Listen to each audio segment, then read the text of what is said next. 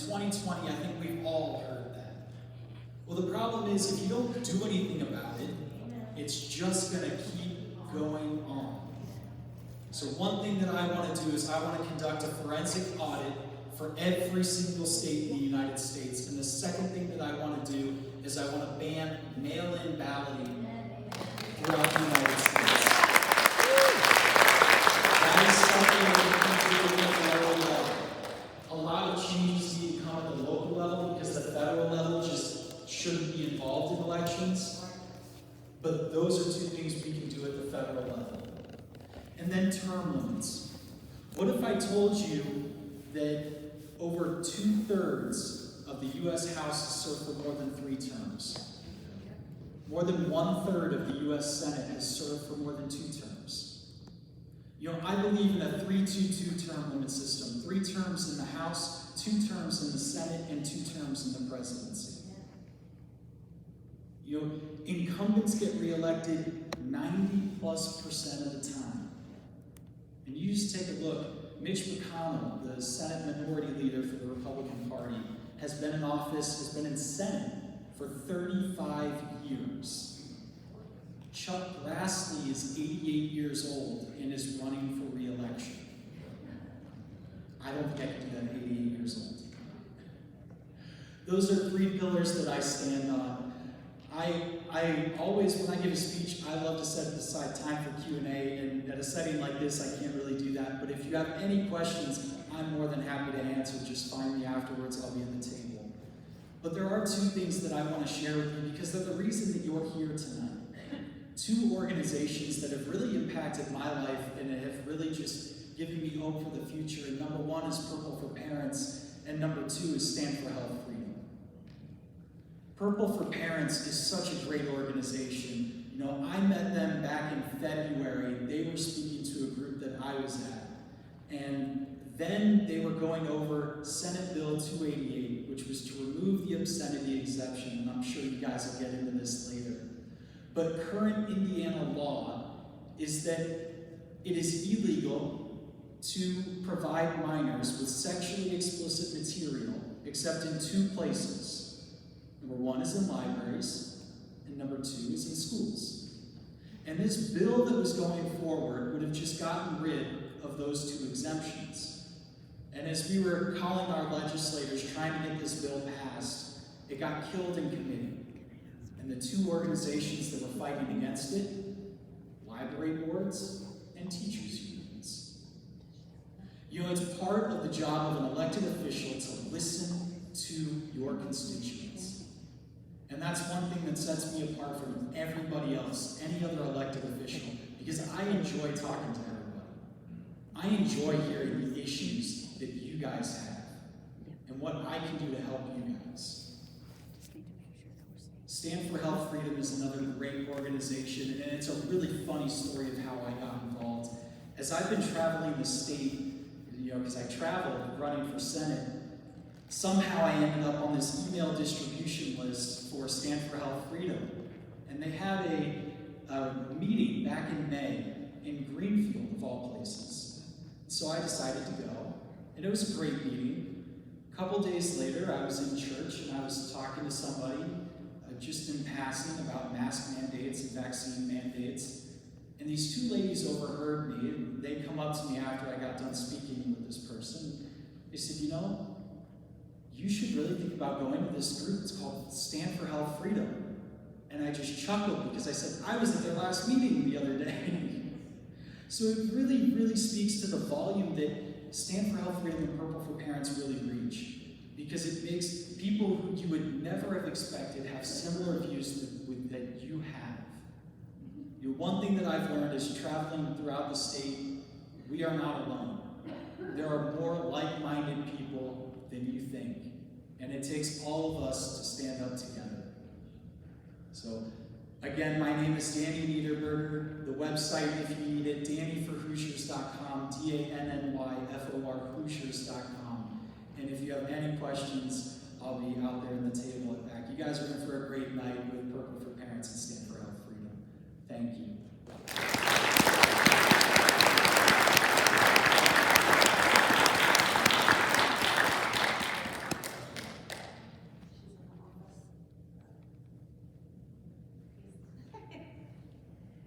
Okay, our next speaker is Leah Wilson, Stand for Health Freedom. This issue stands pretty near and dear to my heart. As most of you know, my daughter is a cancer survivor. She had brain cancer when she was 3. And the time I found out she had cancer, I didn't do vaccinations. And so Bailey had a job with a company who told her she had to take the vaccine or be fired. So a friend of mine who's a paralegal kindly sent them a letter and said, no, thank you. I told her, let's do religious exemption. You've always done religious exemption. And back in the day when she was in school, I just took in a scratched piece of paper and said, my daughter is not getting vaccines. Signed Horshack's mom. Wasn't a problem. Was never questioned. So Bailey was suspended 2 weeks without pay for her to think about it. And if she didn't get the vaccine, she would voluntarily quit.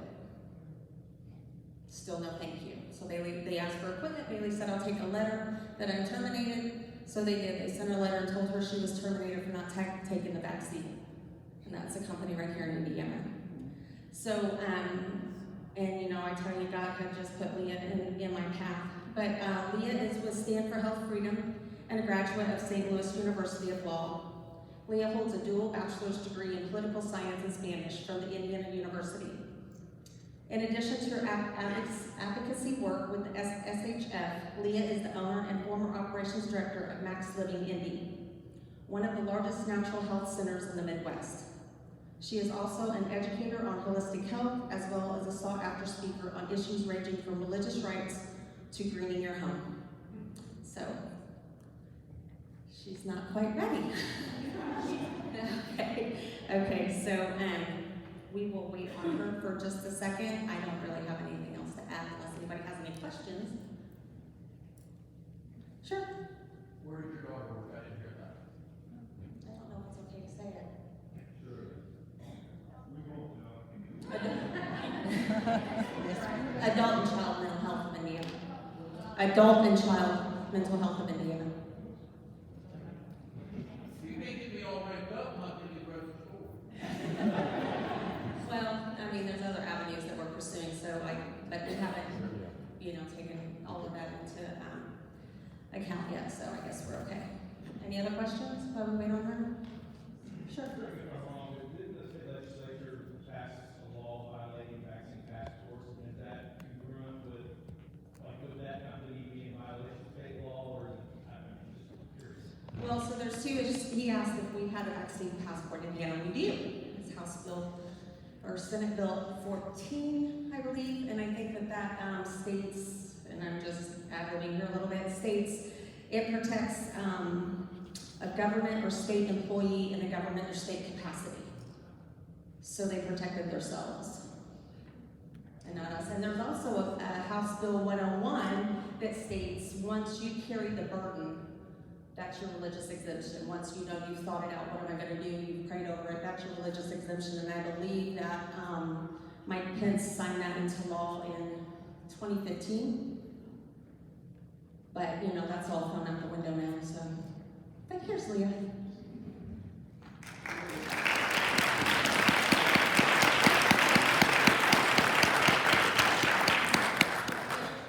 Hello. How are we tonight? I am thankful to be here with y'all, so thanks for coming out. How many of you have been exposed to Stand for Health Freedom before? Just want to kind of take a temperature of the audience. So we have a lot. That's great.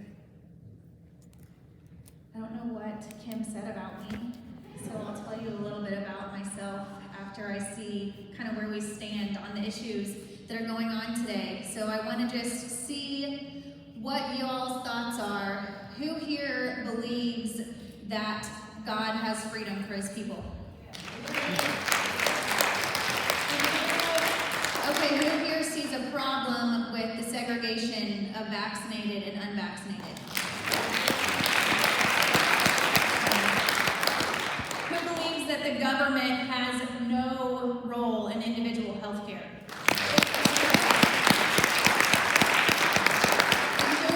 That no one should be forced, coerced, or bullied into doing anything with their body that they do not see fit.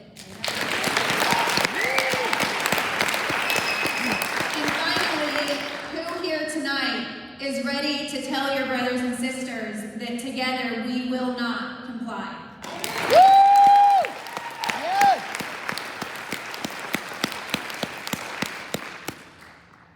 I just got off the phone with 38 men and women who are facing job loss here in the state of Indiana, so they're with us too, friends. That there are people taking the road less traveled, the risky road, the uncertain way that does not guarantee us our current worldly comforts and pleasures, right?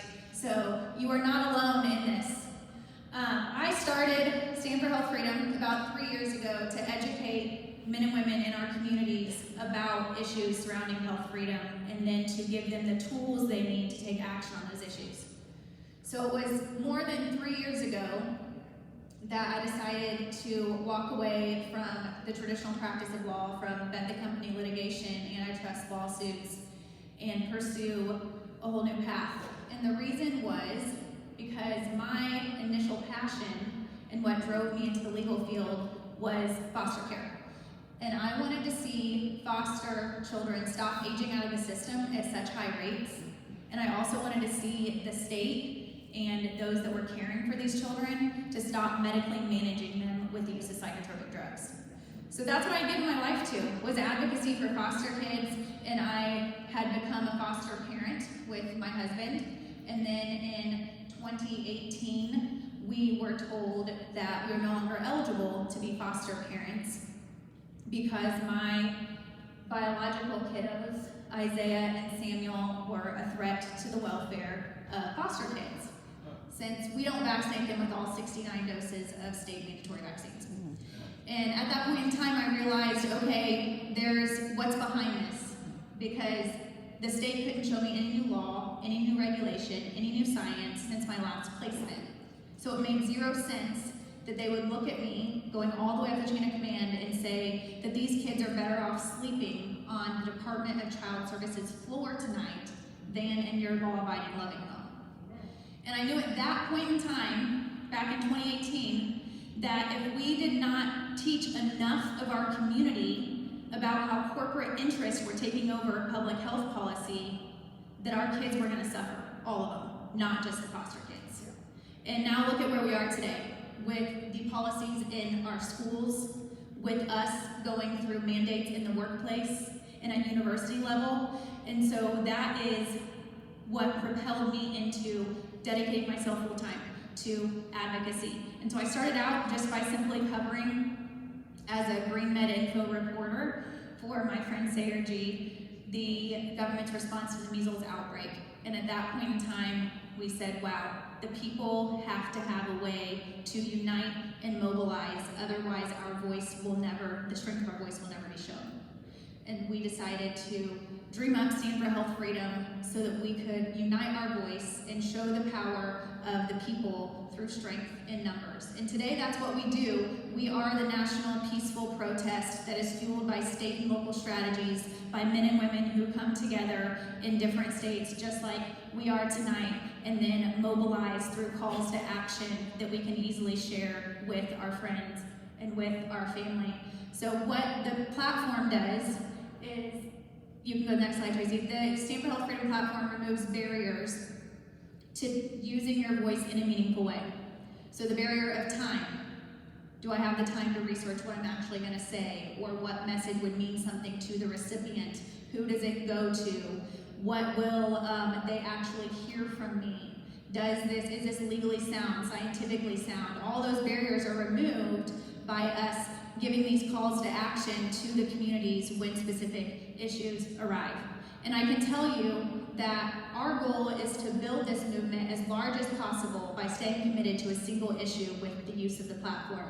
And that issue is that you and I can agree on that I get to decide how to use and care for my own body and how to care for my children's health. That's all we have to agree on to take action.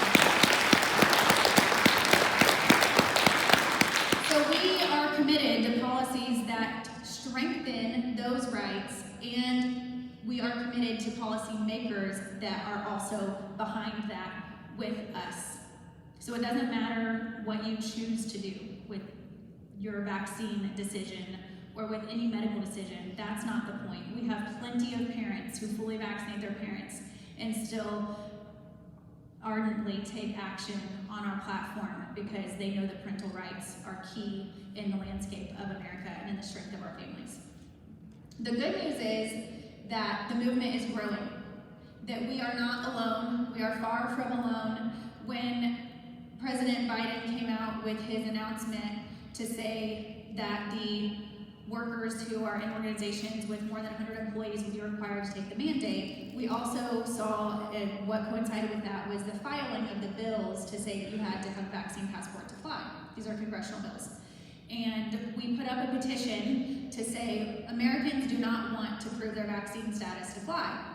And within 4 weeks' time, we had over 120,000 new people taking action on Stanford Health Freedom's Action Center. And that's how we know that people, once they know that these issues are in their backyard, that they're willing to unite, they're willing to mobilize, they do care about these issues, and that we will make a difference together. There's also more good bills on this issue in Congress right now than there are bad. And there are more sponsors on the good bills than there are on the bad bills. So we're working strategically with those congressmen to make it clear that we are here to help you in any way that we can as these issues could move. You know, the White House has made it very clear that nothing is off the table at this point, even though it looks like that these bills will not move. We have to be ready for whatever could come. So how many of you are aware of what happened with the FDA this week? Did anybody watch the hearing or see the whole hearing? Yeah, so a few of you. And most of us don't have time to do that, right? It's just, we don't have 8 hours, and plus I honestly don't really recommend it because it's pretty soul-sucking to watch what the FDA is supposed to do and what they actually do, and it's maddening. So our policy analyst, Valerie, she covers these types of meetings, and she sent me the update afterward, and she said, I don't even know what to tell our advocates. You know, they showed up in a strong way. There were more than 20,000 advocates that took action through Stanford Health Freedom alone. There ended up being more than 140,000 comments on this FDA register before the decision was made. And it was acknowledged by many of the committee members that there was a huge outcry from the public, and that the public wanted them to consider the actual data and the lack of data before they made a decision about what is safe for our community. And that's their sole job, right? The FDA's sole job is to say, is this safe enough to hit the shelves? And to be honest with you, friends, they've been failing at that job since their inception because they've been bought by corporate interests.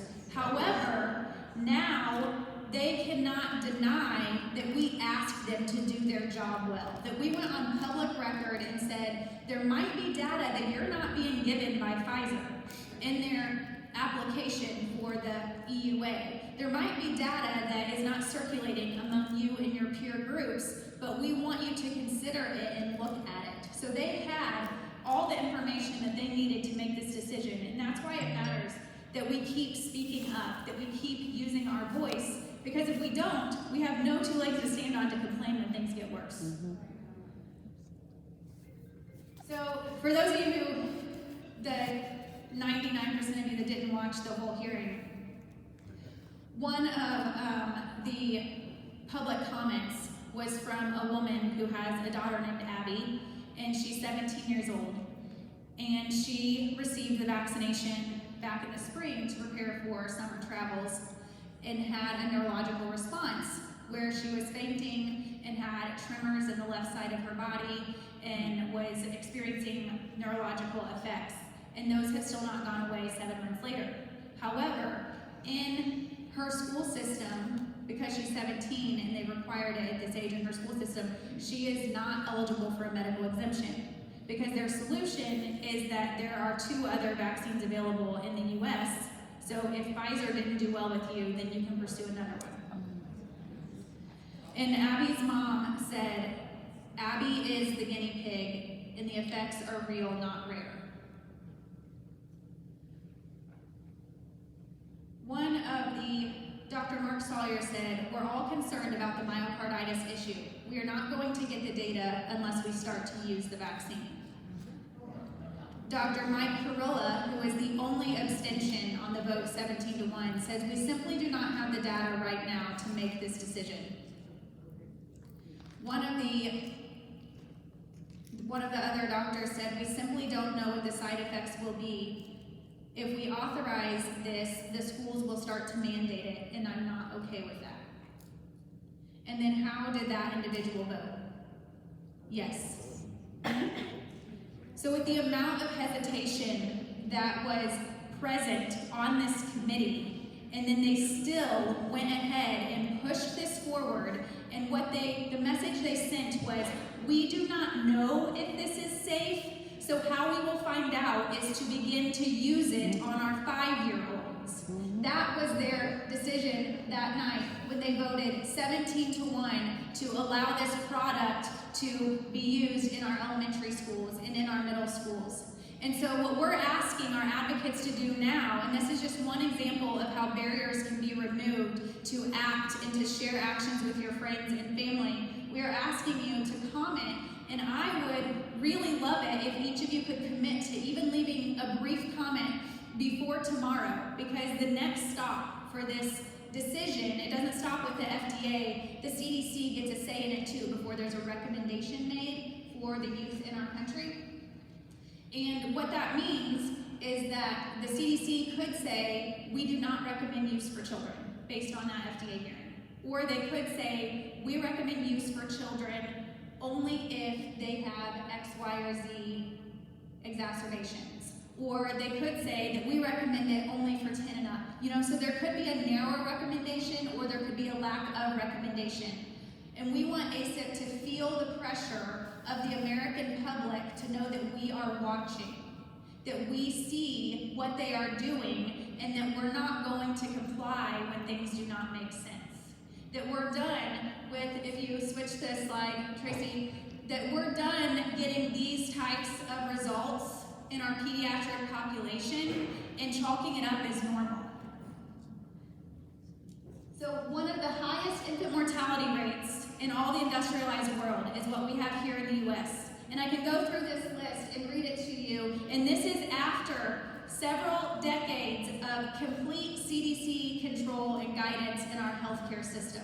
So this is where the CDC one-size-fits-all medicine has gotten us. Almost half of our children have at least one chronic disease diagnosis. That's more than half now. Pediatric cancer is the leading cause of death outside of accidents.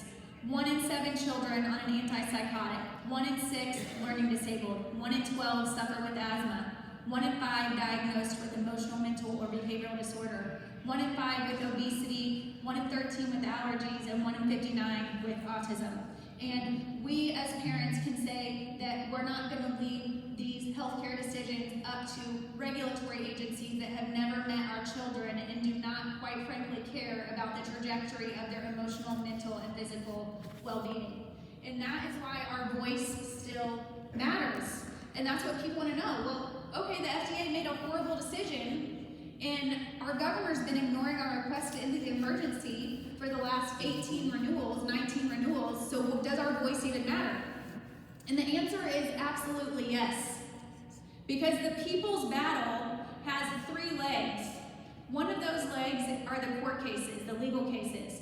The other is legislative, and the third one is simply the grassroots movement and how we act as a community and how we organize as a community. And if you look at the first 2, the legislation and the court cases, you know what those follow? They follow cultural norms. So even if we get a really good court decision, if one of these strategic cases that is filed for the issues that we're facing today, let's say that one of the companies in Indiana faces a class action lawsuit, or Ascension Health for firing everyone who submitted a religious exemption, we could get a great decision there. But if we fail to change as a community and as a culture, then we will continue to get more of the same. And that's why using our voice matters. You have to ask yourself, does your neighbor know what's going on before they make that decision for their 8-year-old? Do the classmates of your children, do they have parents that know what's going on right now, or are they completely reliant on mainstream media? And so if you're asking yourself whether or not your voice matters, Advocacy 101 is, if you have not told them, assume they do not know. So if you have not told the people that are making decisions on your behalf at the county level, state level, congressional level, that there's no emergency, they probably don't know. And if you haven't told them that the CDC is a failure and the public doesn't trust them anymore, they probably don't know. And if you haven't told them that one-size-fits-all medicine is unethical, unnecessary, and immoral, then they probably don't know. So you should assume that your voice is necessary, because the industry is spending billions of dollars every single year influencing the same policies that we care about. You can't get mad at your reps or your senators for not knowing what you want them to know unless it's come from you. So we'll talk a little bit about that tonight and how we can carry a valuable message before January and get ready to change policy in Indiana so that we don't see the segregation of the vaccinated and the unvaccinated. Before we get there, I think the next slide is a video, and this is, see if that will play. Yes. I'm going to read the names of these countries as it plays, and if there's sound, if you could turn that up. It's really powerful just to picture what happened pre-mass vaccination program, and then the vaccine, and then post. These are all deaths. This is deaths. Brazil, Burma, Cambodia, Cote d'Ivoire, Djibouti, Fiji, Grenada, Guinea, Guyana, India, Indonesia, Ireland, Israel, Jamaica, Jordan, Malaysia, Mauritius, Mongolia, Mozambique, Namibia, Nepal, Curacao, Paraguay, Portugal, Qatar, Sri Lanka, Taiwan, Thailand, Tobago, Trinidad, Tunisia, Uganda, the United Kingdom, Uruguay, Vietnam, and Zambia, Zimbabwe. When I first saw that video, what was erupting within me was, how can you not acknowledge that's crimes against humanity? And that they know what is happening, right? That the CMS data that has been uncovered by whistleblowers that are working with my good friend, attorney Tom Renz, that data is available to the people representing us. That if you look at what the FDA said they would be looking at when this experiment was played out on our population, they said, we'll watch the CMS data, which is Medicare and Medicaid data, nearly real time. And that was their promise to the American public, that nearly real time we'll be watching exactly what happens with all medical coding post-vaccination. And when you look at that today, we can see that 60% of hospitalizations are in the vaccinated. Is that what you've been told by the headlines? They say 99% unvaccinated in our hospitals. Yeah. And they also uncovered that 71% are vaccine failure of cases. So 71% of cases are vaccine failure. And the other thing we know is that there are startling amounts of death. If you look at the CMS data, and Tom Renz has a whole video on this, and I'll go through this quickly so I can honor your time. But if you look at state by state, they have the metrics on what it looks like post-vaccination between 14 to 28 days, because that's fully vaccinated, right? 14 days. You are not considered fully vaccinated unless you received both shots and lived 14 more days. So if you pass away on the 10th day, you are an unvaccinated death. And so of those who live between 14 and 28 days longer and had 0 pre-existing conditions, there are thousands of deaths in every state. State after state. New York, more than 6,000. States like Missouri, more than 4,000. Even our smaller states have nearly 1,000, like Maine. And our representatives have access to this data. So why aren't they running the queries that we're running to make educated decisions for us and our children, correct? So we know that we have the fire in our belly to show up and say that we must stop public and private mandates in the state of Indiana. And we've seen our voice be effective here in Indiana. We work at Stand for Health Freedom, we work with 20 different state organizations right now on state and local strategy, and then we have our national campaigns that we oversee. However, we know that we have been effective. Last session, we did not get the bill through that we wanted to get through to protect from the very things that we're seeing right now at Rolls-Royce and Ascension. That bill died because leadership did not support it, and that would have made the mandates in the workplace illegal. However, we did get a partial ban on vaccine passports because you guys were standing up and being loud and sending the emails and making the phone calls.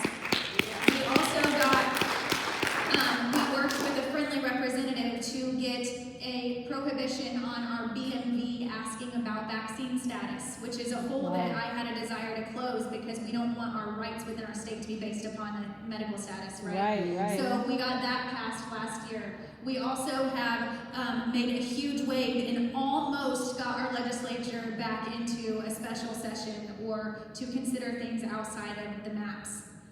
But we have a lot of work to do, a lot. If we believe that this should not continue to happen in the Hoosier state, then we need to be going to our state representatives and senators right now to tell them that we want a new act in the state of Indiana that would make it illegal to discriminate based on vaccine status. For the workplace, for educational institutions, for public services, for entrance into community events. And we have a way to help you do that.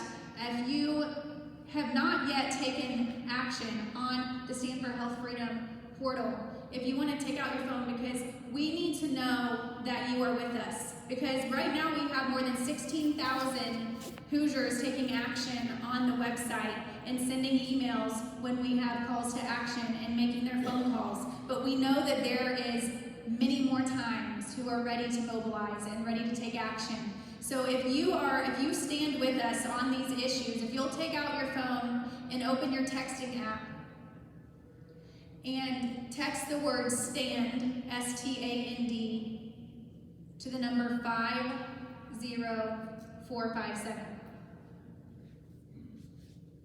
50457. And you can take your very first action on the portal on our website by putting your name on the petition that says we do not want vaccine passports for air travel. And then after you do that, you will be able to receive the calls to action that come out for the state of Indiana going forward. And why that's important is because we're gearing up, like I said, to influence policy this coming January. But before we get to January, we need to know exactly what senators and representatives are with us. And what we talked with Speaker of the House Houston's policy advisor last week. And I asked him, I said, how much of a priority is this for leadership right now in the General Assembly among our lawmakers? And he said, they haven't mentioned it to me yet. And I said, oh. He said, you know, it's kind of like the chicken or the egg. It might come first because the people put a lot of pressure and then leadership makes it a priority, or leadership might make it a priority and then the people learn about it, but you have to have at least one of those come first. I said, no, you've been hearing from us. I said, you've received tens of thousands of emails from Stand for Health Freedom advocates alone over the past 2 months. He said, I know, we count them all and we tell them every time we receive an email. And I said, so what do you need? He said, we need to hear more. And I said, okay, well, we can do that. Whether that's a genuine request or not, we can do that. We can make sure that they continue to hear from their constituents on what we see as best for Hoosiers and for our children going forward, that we can put a stop to nonsense policies that put corporate interest above human rights. And so let's make it very clear. If you make an appointment, if you just send in the subject line of an email, if you go to the IGA website, iga.in.gov, and you look up who's my representative, who's my senator, And then you send them an email, and in the subject line you put meeting request with Senator Doria, whoever yours is. So make it clear that you're asking for something, you need a response. And then you tell them, I would like to have a coffee date with my senator before November 16th, which is Organization Day, because we want them to know what our priorities are before they meet on that day. And then once you sit down with them, you simply connect with them human to human and tell them what your concerns are and ask them what their top priorities are for the session coming up and tell them why you think this should be the top priority because of what you're seeing in your community. And when they look at you and try to tell you that the business community isn't gonna like this, you say, that's what got us here, corporate interest. You know, because Pfizer had $26 billion to gain off of a single injection based off of federal contracts alone, I have to show up here to give you a message today. So we're not going to pull the business community on this policy because our goal is to put protection between our physical bodies and corporate interest. That's the goal of the policy we are asking for. And when they tell you that we have to take a look at how this will affect Indiana being an at-will employment state, then you tell them that that's a myth. At-will employment's a myth. And don't blink, and whoever speaks first wins. So you tell them at-will employment is a myth because employers are already told that they cannot hire or fire based on race, religion, sex, based on asking you to do something illegal, based on filing an OSHA complaint, based on workers' compensation claims. All of those things make it so that your employer is limited in what they can do with your pay and with your position within their company. So at-will employment is a myth. We're simply asking for one more protection because at this time in history, this civil rights issue is ours. The other thing that you might hear is, well, the federal government is already regulating on this issue, so we don't know if we can do that. Because that's what we heard last year, was Title VII already exists, you have your religious exemptions, and they're already regulating on that, so we don't want to tread on that law. And the truth of the matter is, I'm pretty certain, and so are 27 attorney generals, that this federal mandate would not hold up in a legal challenge. Do we have some corrupt courts? Yes, we do, because unfortunately they also follow cultural norms. But they aren't following what they are supposed to as it relates to the federal reporting regulations, where they need to post this regulation and allow public comment for 60 days before it goes into effect, which we have not seen that posted yet. So they're not taking public comment on this. They're breaking a federal law by not doing that. The 10th Amendment says that the federal government does not have any power unless it is expressly given to them by our Constitution, because we have sovereign states. So ask your representative or senator if they agree with state sovereignty. Do you think that we should just sell out and give up all local control? Because we live in a conservative state. And local control is key to protection of the people. And that's why we have a Constitution. So we have responses for these, and you don't have to be expert in these talking points before you sit down, because it's not about being right. It's about being passionate. And you can tell them that you are certain that this is what is best for our state, and this is what you are asking them to get behind. And they will either tell you yes or no, or they will give you a soft response, and we need courageous leadership today. So if you don't like who's representing you, I want to challenge you to either consider running or go find someone else who will run in that position. And I know there are people in this room who are doing that, and so I'm very thankful for advocates who are taking health freedom extremely seriously.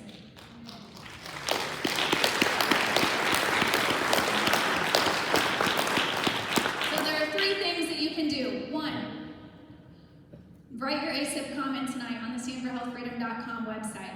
It's one of the most recent actions. So right there on the homepage, if you scroll down, you'll see that we're asking you to help protect our kids. Number 2, make an appointment to meet with your state senator and state representative, asking them if they, just for a commitment, are you going to get behind legislation to make it discriminatory, to make hiring, firing decisions, or access decisions based on vaccine status. And number 3, get involved locally, just like you did tonight. You guys came out, you might be from a number of different counties, maybe 1 or 2 or 3 different counties since we're here in a church community. but get involved locally. Decide among you who is watching the school board, who is watching the public health department in your county, who is watching the county commissioners or the city council, because you can't do it all. We all have jobs, we all have families, we have to choose joy and walk in our own purpose. But as we need to remain vigilant over freedom, then we must get involved locally. Build our communities, make a plan if your employment is being threatened, or if your school situation no longer works for you, and pull together with your community as you do that, because that's what it's going to take in order to reshape what we see and what we want to change as it relates to health freedom.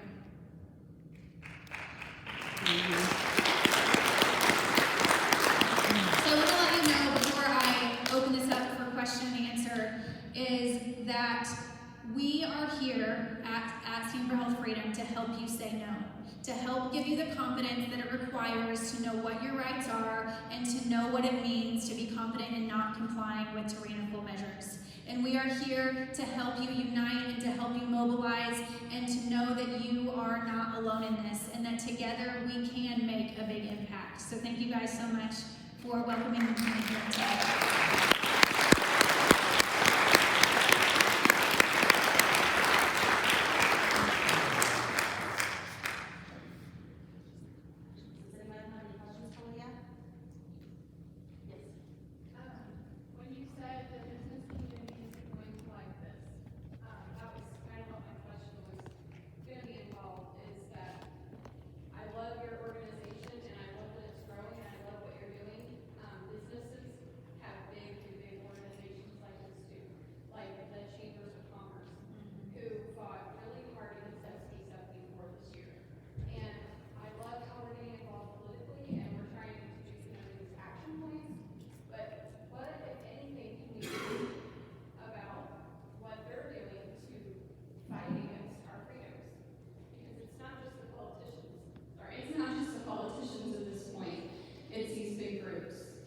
Right, and there's research that shows that a peaceful protest of 3.5% does not fail. So even when you look at the most hopeless situations, like go back to Zimbabwe when they had to overthrow their tyrannical leadership, there came a point in time when the unrest or the distaste for the corruption grew to a level where the military had permission to change leadership forcibly.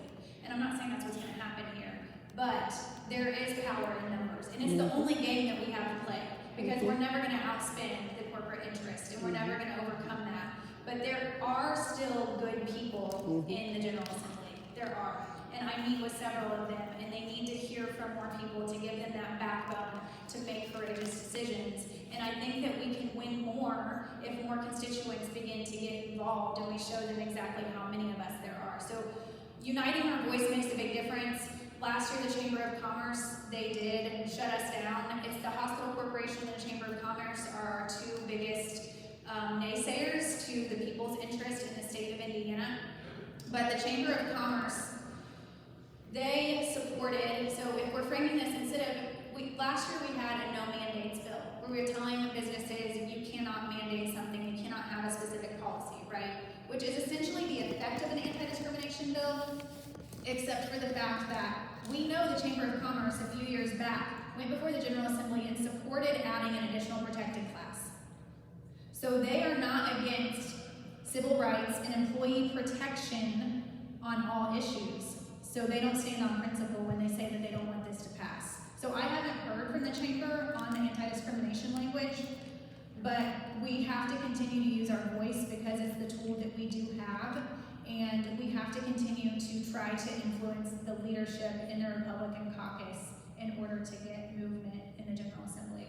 Did I answer your question? Yes, their argument is that it sets them up for litigation. Right, for additional liability. You kind of touched on that. Which on principle, they didn't disagree with that.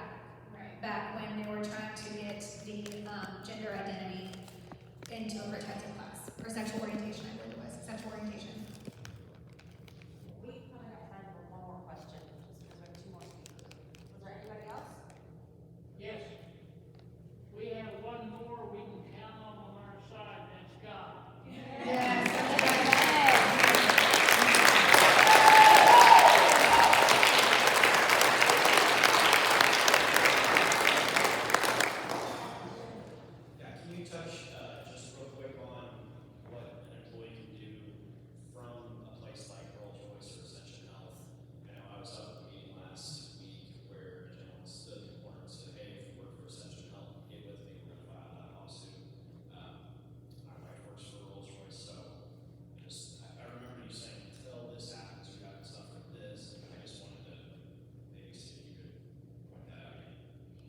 there is a solutions document on saferhealthradio.com, but if you're going the exemption route and trying to maintain your current employment, then you want to get their policy first, which I'm sure we're probably beyond that step in the state of Indiana right now. We're in most places because of the federal mandate, but get a copy of the policy. How do they want you to file your exemption?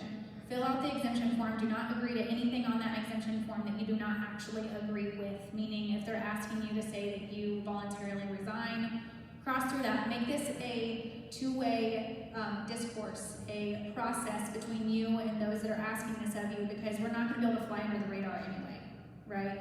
So if there's something on that form, I know that a lot of the hospital workers at the beginning of all of this felt that they should just check it and just hope for the best. But I think with where we are right now, that we should start that two-way process and not just roll over on things that we do not agree on. So file your exemption, make sure that it is religious in nature, if you have a religious belief that you're filing it based upon, and that it is sincerely held. And then if you get a denial, appeal it. They're only supposed to be looking at this on the basis that it's an undue burden. And if they say it's an undue burden, then ask them why it's an undue burden, why have you been able to show up the last 22 months, and now you cannot magically on a certain date. And then if you get to a final decision and you do not like the decision because you have lost something, then that's when I would get an attorney. I would tell you to go ahead and find an attorney and pay for an attorney to help you write your religious exemption, except for the fact that it's going to be extremely hard to find someone who's available right now who wholeheartedly wants you to succeed, since they are very overwhelmed, these attorneys that have our best interest in mind on this issue, with filing so much litigation. So once you have lost something, is the time to get an attorney and to file your EEOC complaint so you can get your right to sue. Does that help? Yes, thank you. Yes. And if they're trying to make you do testing, it helps to organize and make requests together for your accommodation that you're requesting. So if they're telling you to do weekly testing, then I would get together and request that the saliva test be used, because it's a little bit more accurate and you won't be quarantined as much, and you don't have to intrude your nasal cavity when you are using the spit test. So it's going to be more effective though if you organize, and that's what we've seen is powerful, is getting together and showing your strength in numbers, even if it's 10 of you in a single workplace.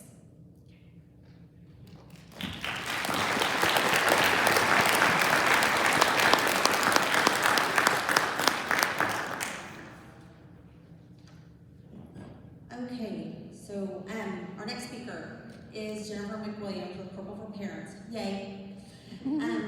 She is an Indiana teacher, founder, and CEO of Purple for Parents of Indiana. In the fall of 2019, Jennifer took a job as a Title I teacher at Frankton Elementary. Jennifer began Purple for Parents of Indiana to bring awareness for parents and communities in order to protect our children and parental rights in the education system. In February 2020, Jennifer was terminated from her teaching position for expressing concerns about the social and emotional learning program at her school. She now has a First Amendment federal lawsuit to defend her constitutional protected speech. Here we go. You need this one?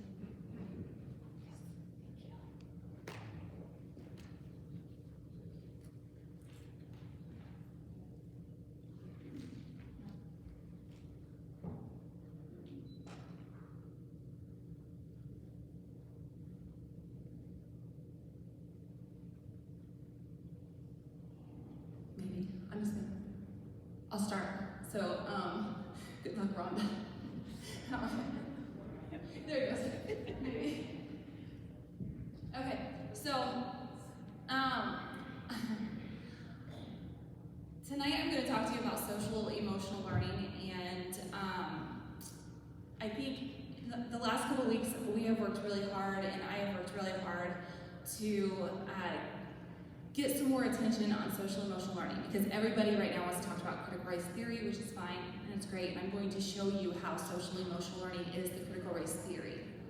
But over the last week, I've had some events happen, and I want to tell you, the closer that we get to this fight and the more over the target that we are, the harder they're going to try to silence you.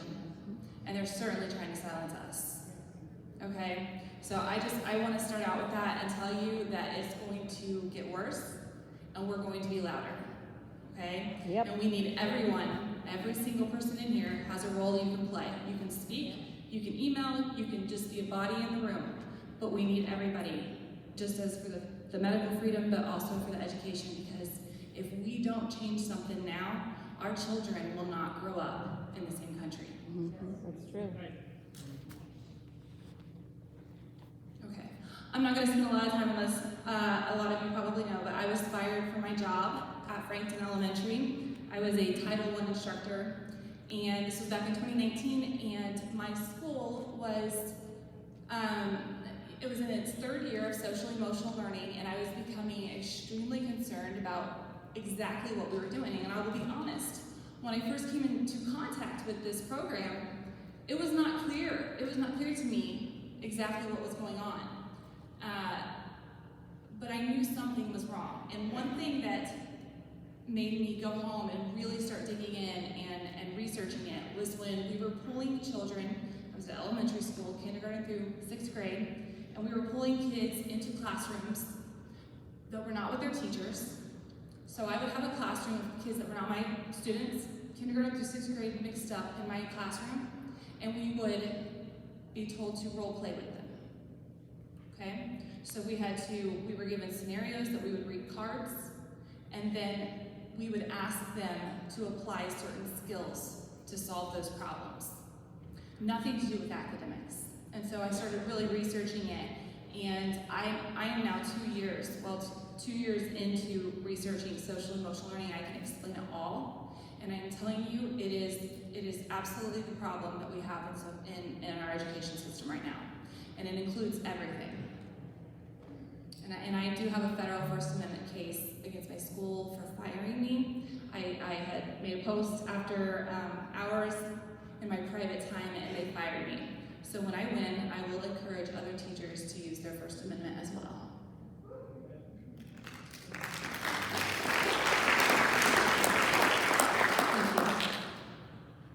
So social emotional learning, we have this kind of visual for you. It is the umbrella, okay, that is over the education system, and it is bringing in everything that you are probably sitting here concerned about right now. The white privilege, the social justice education, the LGBTQ agenda, the critical race theory. All of it is coming in under social emotional learning, or we call it SEL. Okay, very quickly, I do want to, in order to understand exactly what SEL is, you have to understand what critical race theory is, and I'm going to give you a quick explanation of that. So, critical race theory is the idea that our country is built on racism. They would say racism, but oppression, okay? And they do not believe that we have individual situations of racism or oppression. They believe that every system in our country operates to uphold white supremacy and operates through oppression, to oppress people, okay? And a lot of people, when you hear critical race theory or CRT, they think that it is solely based on race, and that is not actually true, because critical race theory for kindergarten through 12th grade includes intersectionality, okay? And so intersectionality includes this wheel of identities. So when you hear critical race theory, it includes the race, but also gender, sexual orientation, documented, undocumented religion, ability status, socioeconomic status, country of origin, age, education, language, geographic location. And they believe that everyone in here, so we all have an identity based on each one of these categories, and that based on your identities and how they overlap, you fall somewhere on a hierarchy of oppressed or oppressor. If you are white and male, you are the oppressor. You are at the top of that, okay? And so critical race theorists believe that because they believe that they need to dismantle what they will call inequitable systems. And if you start reading about social emotional learning, you will see this language a lot. And what I like to tell people is that they are not talking about dismantling something that may have an issue. They believe that every system in our country is oppressive and racist, every single one. So when they say they need to dismantle the inequitable systems, they want to dismantle our entire country. Okay, they want to destroy America.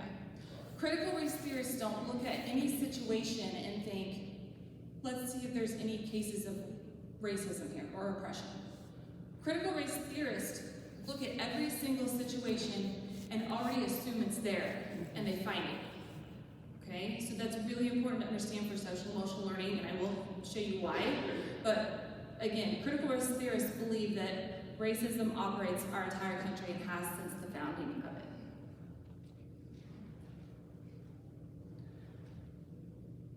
Okay. So social emotional learnings in our schools, there are many different social emotional learning programs. Okay, and I always talk about two specifically, but your school may use something different. Leader in Me is a big one. That's the one that was at my school. And Second Steps is also a big one. CASTLE stands for the Collaborative for Academic, Social, and Emotional Learning. CASTLE is at the top of the pyramid for the social emotional learning programs, and they control how these SEL programs operate. Okay, so when a school takes on SEL, which at this point, we do not know of any public school that has not taken it on in some form. Now, some schools are farther along than others, okay, but they have all taken it on. So when you take on the program, so I'm going to say Leader in Me, CASTLE decides how that these programs get their stamp of approval from CASTLE. Everybody wants their stamp of approval from CASTLE, okay, that's what they're striving for. So CASTLE now controls how these SEL programs operate. So it doesn't matter if it's Leader Me, Second Steps, Mindful Up, they have all new ones coming up very soon. Doesn't matter. They're all operated by CASTLE. And so that's key to remember here. It's different languages, buzzwords, multiple programs, but they all have one goal, okay? And it is to educate or to psychologically manipulate these children to adopt a critical race theory ideology. That is their goal. And then to dismantle inequitable systems, which is what they believe is all of them. CASTLE is funded by a few top globalist organizations, but the two that you will recognize the most are the Bill Gates Foundation and Chan Zuckerberg Initiative. All of the organizations that fund CASTLE have one goal of globalism and sustainability.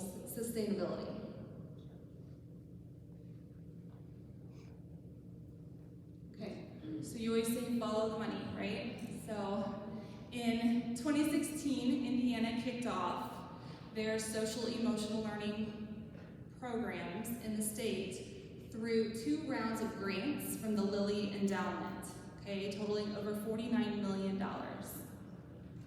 Hamilton Southeastern is a school that I will speak about throughout this presentation, and they matter to you, and I will explain that, but it is just one that I'm going to use as a consistent example.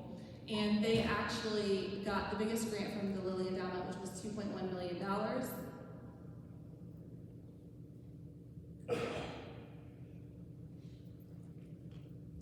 So if your school, I just want to say, if your school did not receive a Lilly Endowment grant to kick off the SEL, then other organizations stepped up and offered grants. So there were other ones other than Lilly, but Lilly was the huge one that really kicked it off.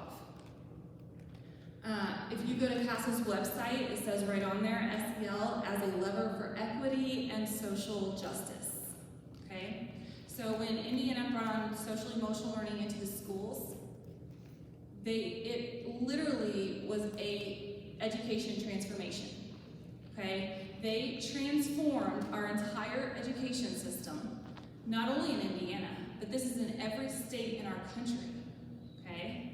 Because to dismantle the country, you can't do it with Indiana, right? You gotta have them all. So this is they say it is a lever for equity and social justice. Equity is equal outcomes. Equity is socialism, which leads to communism, okay? We cannot have equitable education without bringing everyone down to the lowest level. We want equality, but the buzzword right now is equity.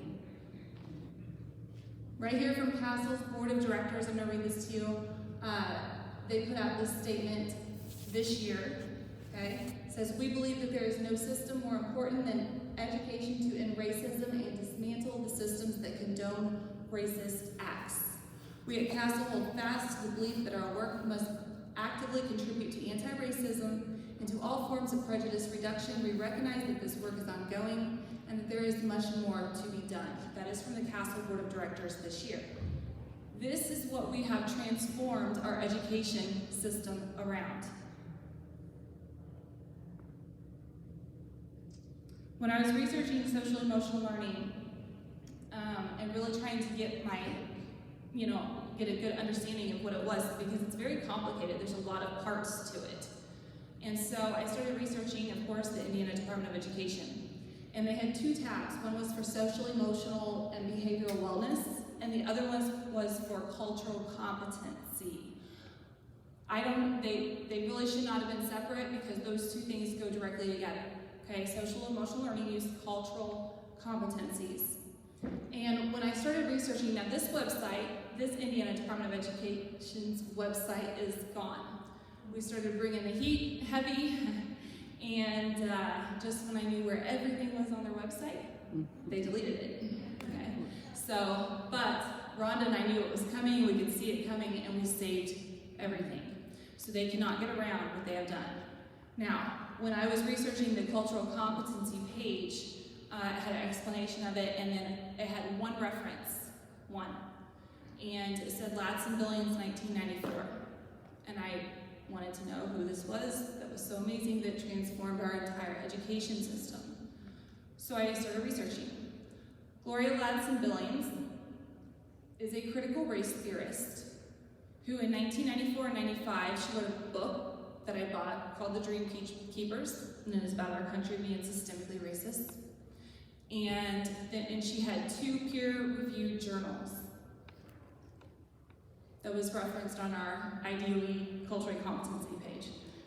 This one here is Toward a Critical Race Theory of Education, and then she followed up with Towards a Theory of Culturally Relevant Pedagogy. Okay? If you go to your schools and you ask them, are you teaching critical race theory? They're going to tell you no.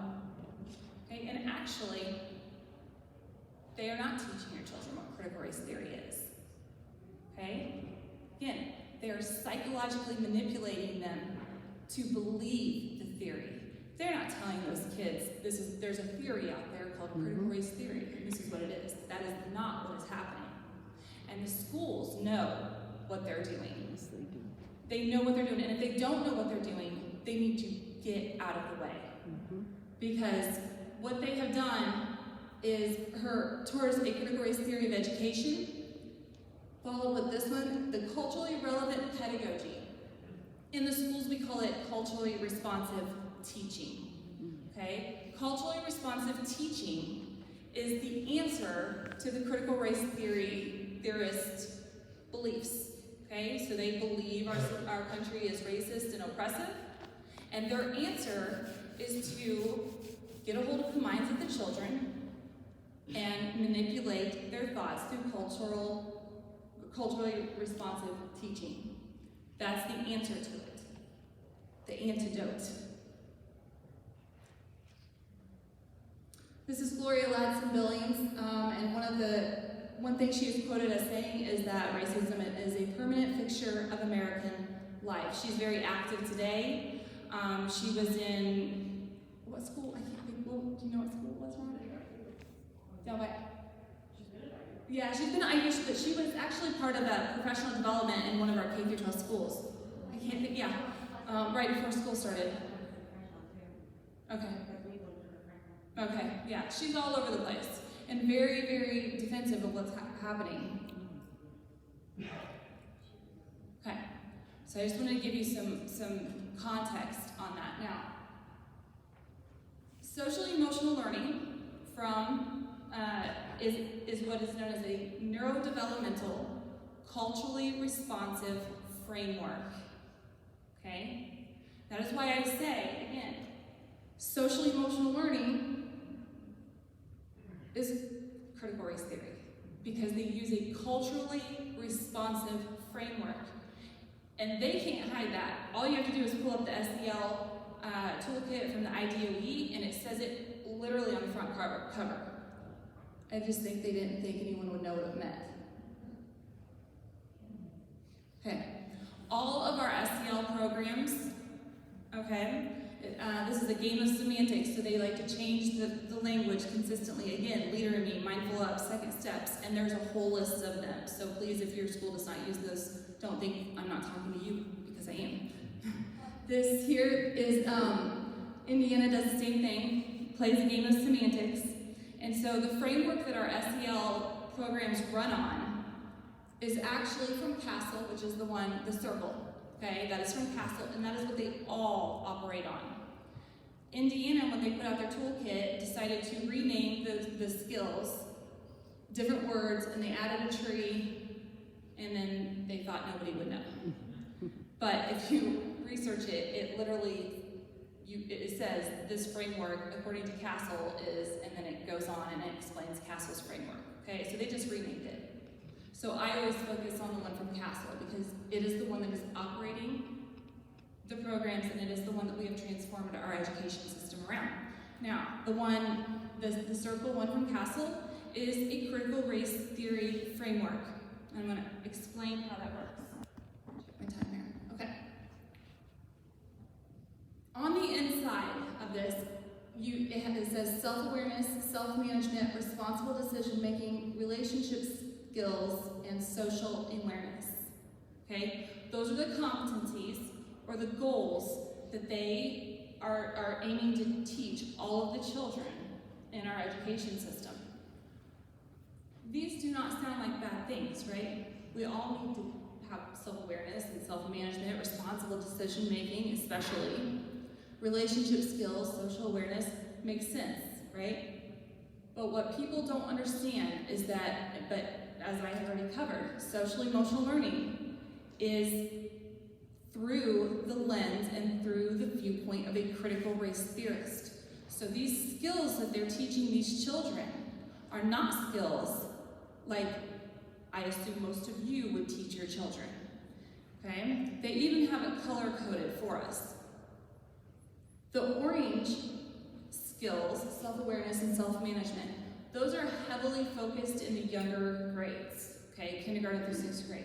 But they're heavily focused on the younger ones because that's where you're going to get all of the books, the gender identity books, the books that get the kids looking and separating everyone into identities, okay? Because in order to create an entire generation of critical race theorists, you have to get them to understand where their identity is and where they fall on that hierarchy, whether they're oppressed or oppressive. And so what you see in the younger grades is a heavy focus on that. Responsible decision making. It's not responsible decision making like I would teach my child, because this responsible decision making is responsible decision making based on the identities that they now know that they are. Okay? So if you are an oppressor, right, then you need to act accordingly. If you are oppressed, then you act accordingly, and then the system will help you within the education system. Okay? That's the responsible decision making that they are talking about. As it moves around to the green, you have relationship skills and social awareness. Again, those don't sound bad when you consider how you would teach your children that. But now that you have these children who identify where they're at on the hierarchy, you have them making decisions based on their identities, and then you move them around to the green so that they can become little activists. And in the high school, 9th through 12th grade, you will often find lessons that encourage activism for this ideology. Okay? So when I say it's a game of semantics, it's a game of semantics across the board. These don't sound bad, and that's why a lot of people are really thrown by this SEL, because it all sounds nice. But people need to understand it's through the lens of a critical race theorist. The rings on the outside, so it works from the inside out. So SEL was to come into the schools, to the classrooms in the schools, those happened at the same time, and then move out to teach the families, caregivers, and communities. So in 2019, when I was raising the alarm about this, before they fired me, and people said, there was a lot of people that were like, what is she talking about? This, I looked up social emotional learning. It looks really nice. Why wouldn't I want my kid to be a responsible decision maker? Well, what I was seeing in 2019 was the education transformation, okay? I was seeing it from the inside. People, you couldn't see it. The public couldn't see it yet because we were on the inside rings. Now you see it, and now we have a nice crowd of people here. And Rhonda and I are traveling everywhere, and we are seeing nice crowds of people everywhere. And the reason is because you are aware of it now, because we have fully saturated the classrooms and schools with this. Fully saturated it. Now we're on the outside rings where they are trying to educate the families and the caregivers and of course, the communities and businesses.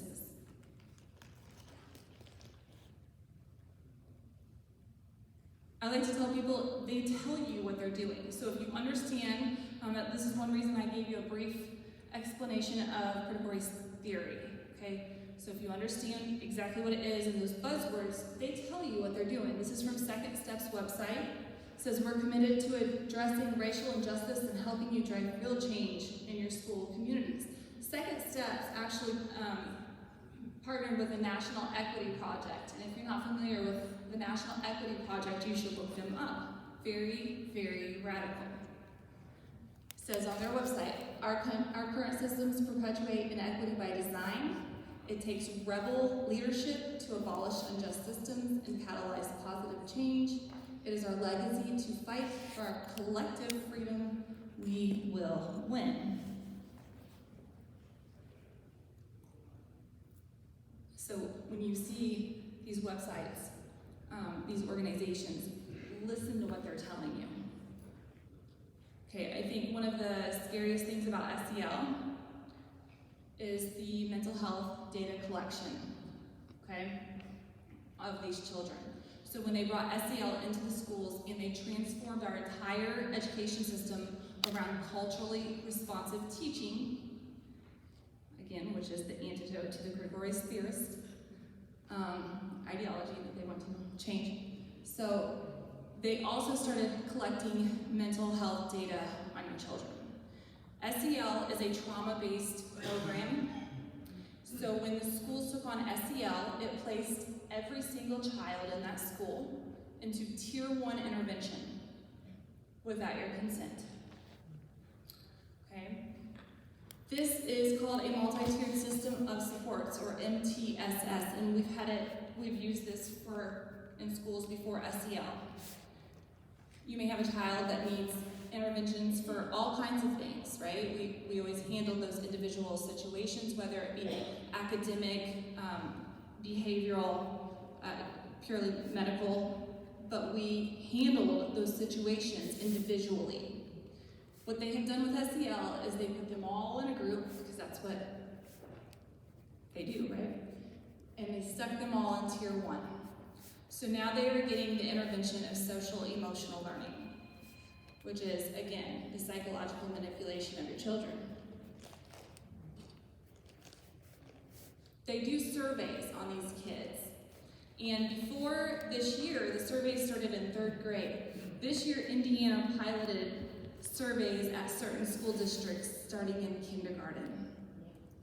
And they're allowing the teachers to answer those questions for those children. Okay, I don't want the teachers to answer questions for my dogs, let alone my child. And I'm going to tell you that data they tell you is anonymous. That is a lie. That is a lie. That data is done on their Chromebooks. It is connected to their student IDs, which is directly connected to their social security numbers. Okay, they're lying. I know of one case where, and I'm hoping we can put out more to tell you how to do this as well, but I actually know a parent that has gotten a hold of the question word for word and answers from their child. That is not anonymous. Okay?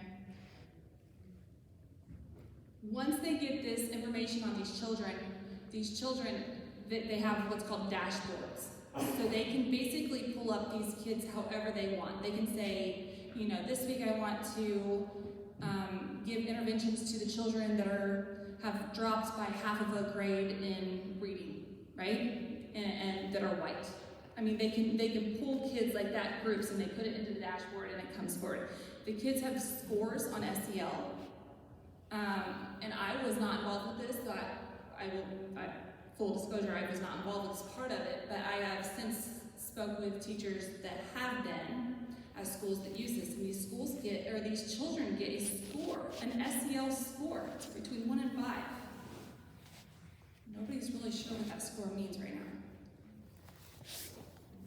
Once they come in and decide what interventions each child needs, then some kids will be placed into tier 2, which is group interventions, and some will be placed into tier 3. That is individual one-on-one interventions. I will have people say to me, you know, I like SEL because my child needed reading interventions. Or I like SEL because my second grader couldn't sit in their seat very long, right? And so SEL is helping them. No, it's not. We already had those interventions. We already did that for these children. We did it based on individual needs, okay? What the school has done is grouped in all the interventions that we've done for children for years.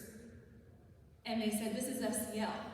And that's a lie. What SEL is and what the difference is that they transformed the education and the culture of the schools around critical race theory ideology. That is the difference. All of those interventions, please ask yourself, if someone's arguing for SEL with those interventions, ask yourself, did we have those before SEL? Most of them we did.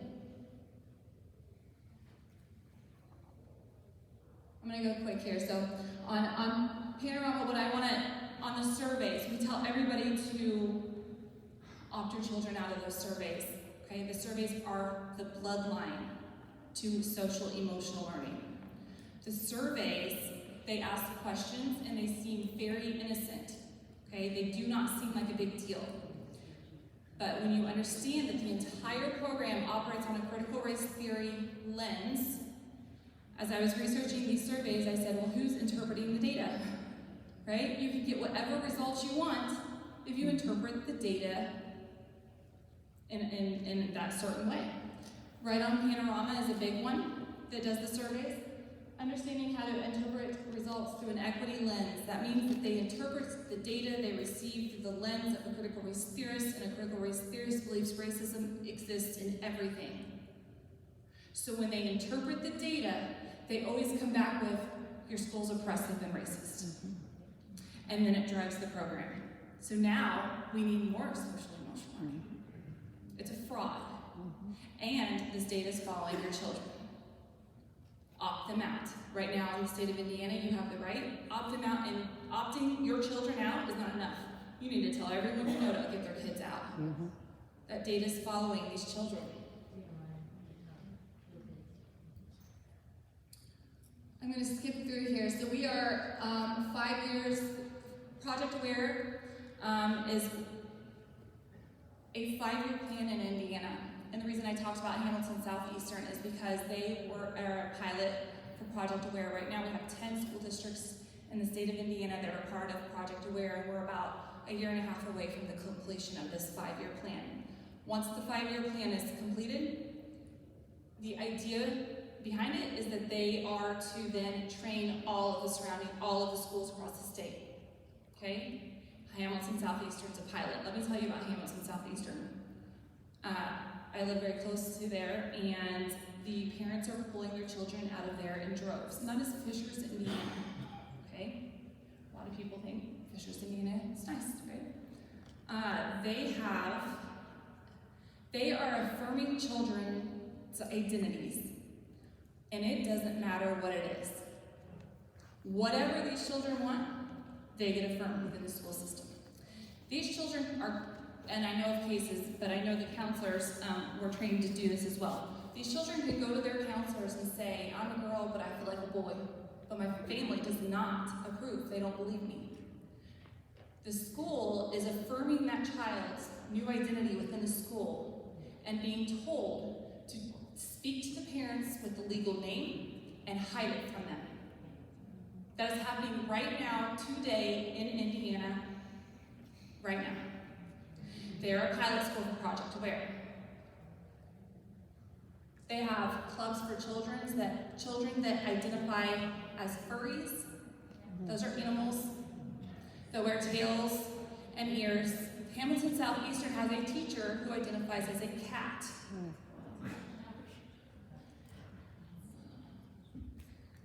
Coming to a school near you. Within the plans of Project Aware, it literally said, so PIRE is one of the organizations that does the Project Aware, that they assure minimal risk of harm to the human subjects. The human subjects are the children. Okay, social emotional learning is to educate the whole child. They mean mind, body, and soul. They believe that parents can no longer parent their children. They believe that you cannot teach them life skills, and so they must do it for you. And they believe that your kids, without those life skills that they need to teach them, can't learn academics, so SEL takes precedence over academics. We can see that. Yes, I'm sure you can see that. So what they do is not only these SEL lessons from those programs, but it is a whole culture shift. So they bombard these children with constant propaganda. They use brainwashing techniques to do it. Role-playing, like I said, isolation, repetitive phrases, us versus them, love bombing. The whole goal is to transform their core values, attitudes, beliefs, and behaviors based on the critical race theory ideology. I'm going to finish up here. I know we're kind of short on time. I want Ron to get up here, but I want to give you one more example on the semantics, okay? Because my school was Leader in Me. I can speak on Leader in Me very clearly. Those skills that the kids are supposed to learn, right? Like self-awareness, responsible decision-making, all of that. At my school, we called them habits. Your school will probably call them something else, so please don't be fooled by the language. At my school, one of the habits that our children, and again, as I talked in the beginning about the role-playing, we would read a card and then we would give them a habit that they had to solve that scenario with, okay?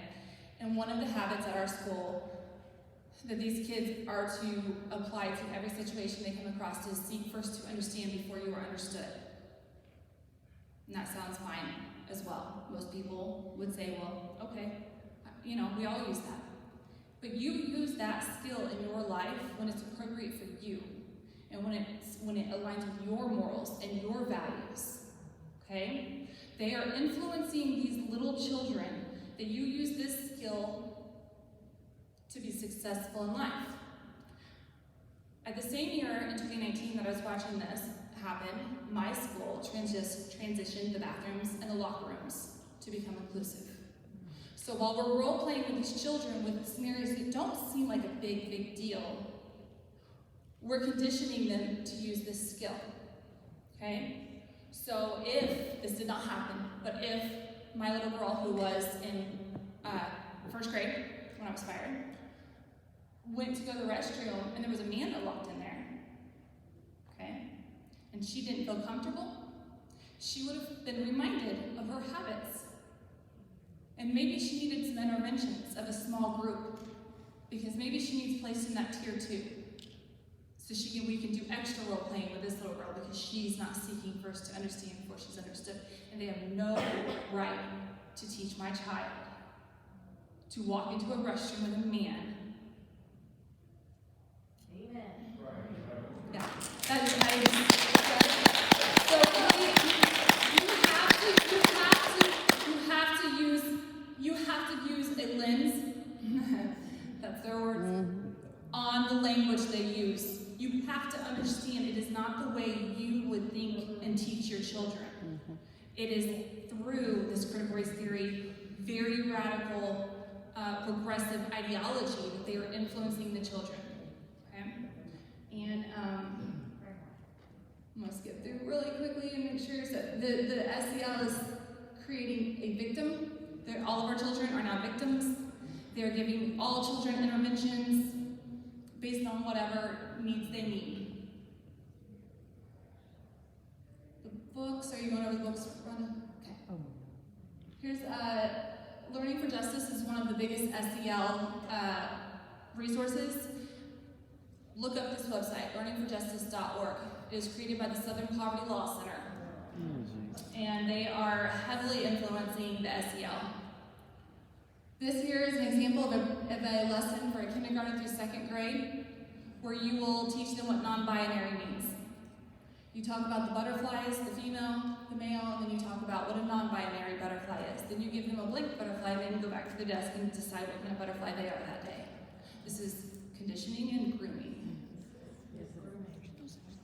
This is from Learning for Justice website. Critical race theorists believe in counter storytelling. That is how they're influencing your children. That's why you're seeing all kinds of crazy things come out of the schools right now, because they believe in order to shift their lens and perception of our country and away from their parents, they have to use counter storytelling, which means they tell the opposite. They tell the opposite of whatever truth these kids may know. So right on there, they have Queer America.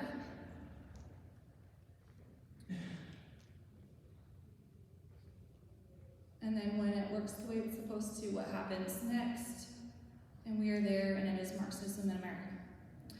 So we have a lot of resources on our website. I know Rhonda's going to go over some of that. I really thank you for your time tonight. I know this is heavy, but it's now or never, and everyone has to take a role. And it can be big and it can be small, but we've got to do it for these children, or we are going to be the first generation that leaves them worse than we brought them.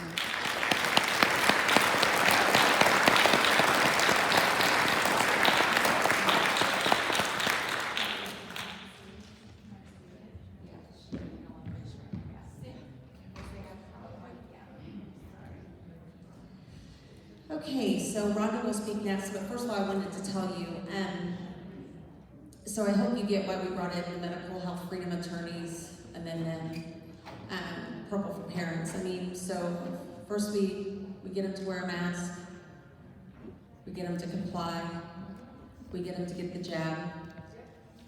So these kids are going to be running our cities one day, or fighting for our country. And if it's going on statewide, and it's going on in Johnson County. If you have any questions about that, there's some parents right up here in the front row, including myself, that can show it to you and prove it. I called out Franklin Community School System because they put it all on their website when they hired their mental health coordinator. It was disgusting. And our superintendent said he didn't know.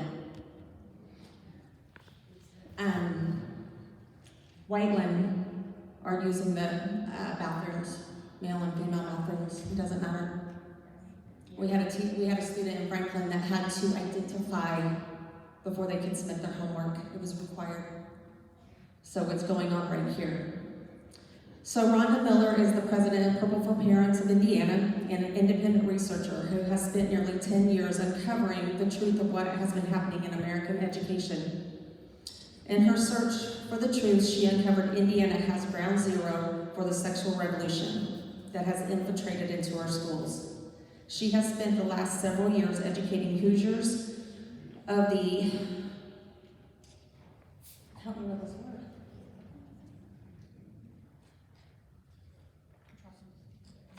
Big word for me. Atrocities. Sorry. In education. Her battles have also taken her to Indiana State House to testify before the House and the Senate Education Committees, where she has worked with others to help pass the Parental Rights Bill of 2018. As a result, parents now have an opt-out for sex education and social emotional learning, which we have those forms available for you if you need those. She has also traveled to DC with Dr. Judith Reisman to meet with members of Congress in an effort to have the Kinsey Institute investigated right here in Indiana. Together, Jennifer and Rhonda have fought to stop our march toward Marxism and communism, which is happening through our public schools. We are dedicated to educating Hoosiers across our state on what is happening and how to stop it. We believe that if we stand united, we can work to protect God, children, and return to a country our founding fathers envisioned. And afterwards, I know we're going over, but we have someone here that can help you exit the system. Thank you.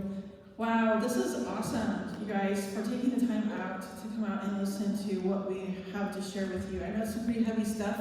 Jennifer's was pretty heavy and eye-opening, wasn't it? Well, buckle your seatbelt, because you're about to hear a lot more. And we're going to go at a fast pace, trying to get you guys out of here at a decent time, okay? So, Tracy, can I go ahead and move that? So I want you first to understand there are 45 communist goals that they used to take down our system, like Jennifer just talked about, okay? This is a list of just the ones that pertain to family and education. And as you got your packets tonight, you should have a list of those in there. Feel free to share them, okay? Feel free to also look up the full list, because as Leah shared earlier this evening, somebody talked about big business, okay? One of the goals was to get control of big business. So you really need to educate yourself on the whole 45 communist list of the goals, okay? So that's just the initial insight as to what we're dealing with. 24, 25, and 26, if you pay particular attention to those are the ones we're going to deal with tonight. So if you want to flip that, Tracy.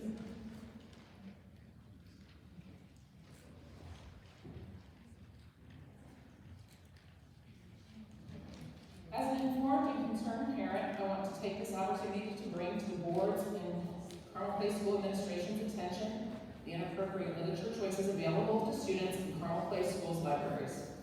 I will be reading from a book currently available in the Carmel High School library to all Carmel High School students. Consider as you're listening to this text that a 14-year-old boy or girl will have access to this book with no parental oversight, no teacher oversight, and they can interpret however they want. The book is titled The Infinite Moment of Us by Lauren Miracle. Here's an excerpt, starting on page 239. With both hands, he scooped up her breast, running his thumb over the swell of them and making her nipples even harder.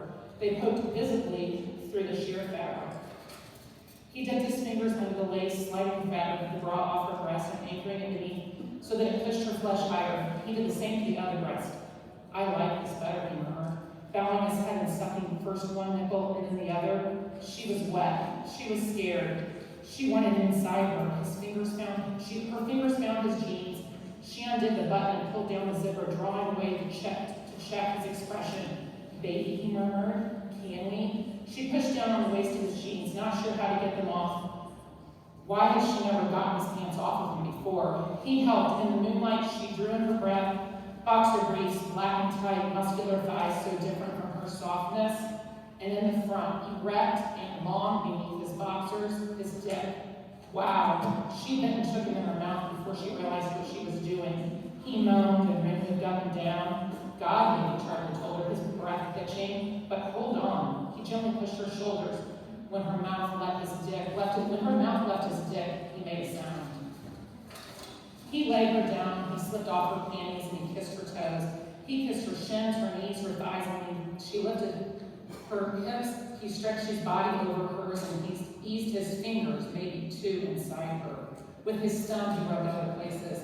His dick was hard against her, but not in her yet. With his knees, he spread her legs. She gasped. He pushed harder, and she widened her legs. She didn't know what she was doing, but she was willing to try. Charlie did something with his fingers. She wasn't sure what, and her body acted on it. She grasped his hips and thrust harder, faster. She moved with him, and oh my God, so silky soft from his neck. In and out together, and she loved this boy. She was doing it. She was having sex with Charlie.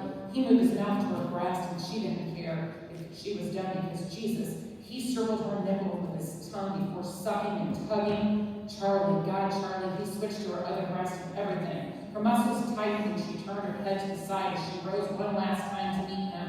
Then she let go. Charlie pulled out of her slowly and lay beside her.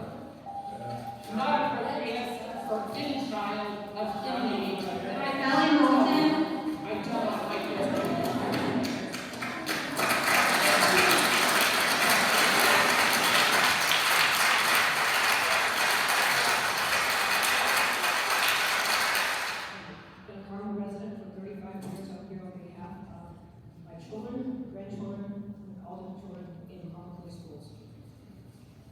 book I'm holding was borrowed from the high school section of CCPL. It's entitled Crank, which I learned is a slang term for men. I am not a prude, but I am concerned about the availability of a book like this to 14 and 17-year-olds without parental permission or knowledge. I'm going to read an excerpt, which I'll copy on the sheet before flipping through the book. I assure you, these are verbatim quotes. The protagonist is Bree, and what I'm about to read is her second date with Brendan. The narrator is Bree. Here I will begin to quote the book, beginning on page 339. We carried a blanket into the trees. He pulled out a bottle and a six-pack of beer. For the next 20 minutes, we snorted and drank, climbing to a very tall place. We talked and joked and giggled, and it all seemed just like it should, until it didn't anymore. Crank revved, pistons fired full bore, passion firecracker and tiny bursts from thigh to belly button. Oh, baby, I want you so bad. My shirt pulled over. Wait! I've waited for weeks, put up and shut. Kisses segued into bites, bruises, pain ripped through my body. Remember, please stop. No, you promised, damn little tease. Off came my shorts, down went his zipper. I realized I was in serious trouble. I'll scream. Go ahead. No one can hear but skunks and coyotes. Still, as I opened my mouth, his hand slapped out over. Just relax. You'll love it. My brand new Victoria's Secret shredded, and I felt Brendan claws savoring my terror. They all love it. I froze as he pushed inside. Oh, there it is. Oh, God. Here it goes. It went right, with an audible tear. Pain mushroomed in the agony, and all I could do was go stiff. You weren't lying, bitch. I lay there, sobbing, as he worked and sweated over me. Stoked by the crank, it took him a long time to finish. Well, give me a line, baby, I'll give you one for it. He pulled away, sticky and bloody. Throbbing inside and out, I didn't move, didn't dare look in the eye. Brendan didn't say a word most of the way home. Finally, he found a few words. I will remember them forever. If I had known he was just going to lay there, I wouldn't have known.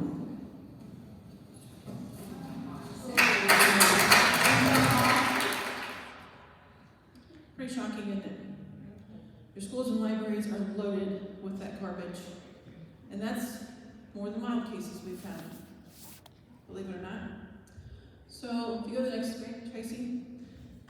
As Jennifer talked earlier, these are the two entities that transformed education in Indiana. Their words, not mine. If you go to the website of CELS, Center of Excellence in Leadership of Learning at the University of Indianapolis, you get a history of how this happened. 20 years ago, they laid the foundation with money. Lilly dumped in multi-million-dollar first to lay the foundation, and then Bill and Melinda Gates dumped in additional millions of dollars afterwards. Okay? They built this platform since 2001. And then in 2015, they launched the Counseling Initiative 2015 and 2016 for the schools to compete for the money, right? Schools were excited about it. If I'm not mistaken, you guys got money down here. Okay? So then what happened was 2017, 2018, they doled that money out in the fall to all these schools. There were 9 counties in Indiana that went together collaboratively. Our county, Elkhart County, was one of 9 that did that. Our county got national recognition for their implementation of this stuff. Okay? So what happened after that is 2019, they then hit our legislatures with massive amounts of bills for implementing social emotional learning, data tracking, and mental health. Okay? They go hand in hand. You cannot separate them. Okay? I found all this out because our school system decided they were going to pass a referendum. So I waited until after the referendum was passed. It included mental health counselors. I filed a Freedom of Information request. I got a binder this thick that led me down all the rabbit holes you're about to see the information of. Okay? So how in the world did this play out? This is Trish Hatch. Through all those FOIA documents, her name kept coming up over and over and over again. And I wondered who she was, hatching results. This was the training they were all taking to implement this. Okay? Your admin, your counselors were all taking these trainings annually, 6 days annually. She's the former vice president of ASCA. She's also a very good friend of the Obamas. Okay? As Jennifer talked about Gloria Ladson-Billings, what she didn't mention to you was that Gloria Ladson-Billings also has ties to Bill Ayers. Well, guess who also has ties to Belarus? We all know who that is, right? Domestic terrorists? Yeah. So while we're all being called domestic terrorists, they have ties to them, okay? She's also was a consultant to the Arnie Duncan U.S. Department of Education. She's also an author, and this is key right here. She wrote Pilots, Passengers, Prisoners, and Hijackers, Managing Difficult People and Change. So I ordered this book, I read it. It divides the school into 4 categories, those 4. So your pilots take charge and fly the plane, right? Passengers are along for the ride, they'll do what they're told. Then you have prisoners, they feel trapped. How many of your teachers feel that way, right? They feel trapped and they'll write it out. Then you've got the hijackers. Jennifer would have been considered a hijacker. We know another hijacker in Carmel that eventually got tired of what was going on and was speaking up and pushing back, and she was being segregated in the hallway, put to the end of the hallway by herself with her students all day. She eventually retired and left. Okay, so that is indeed happening. If you go to the next one, Tracy. So she also sits on the advisory board, leadership advisory board of the Harvey Milk Foundation. How many of you know who Harvey Milk is?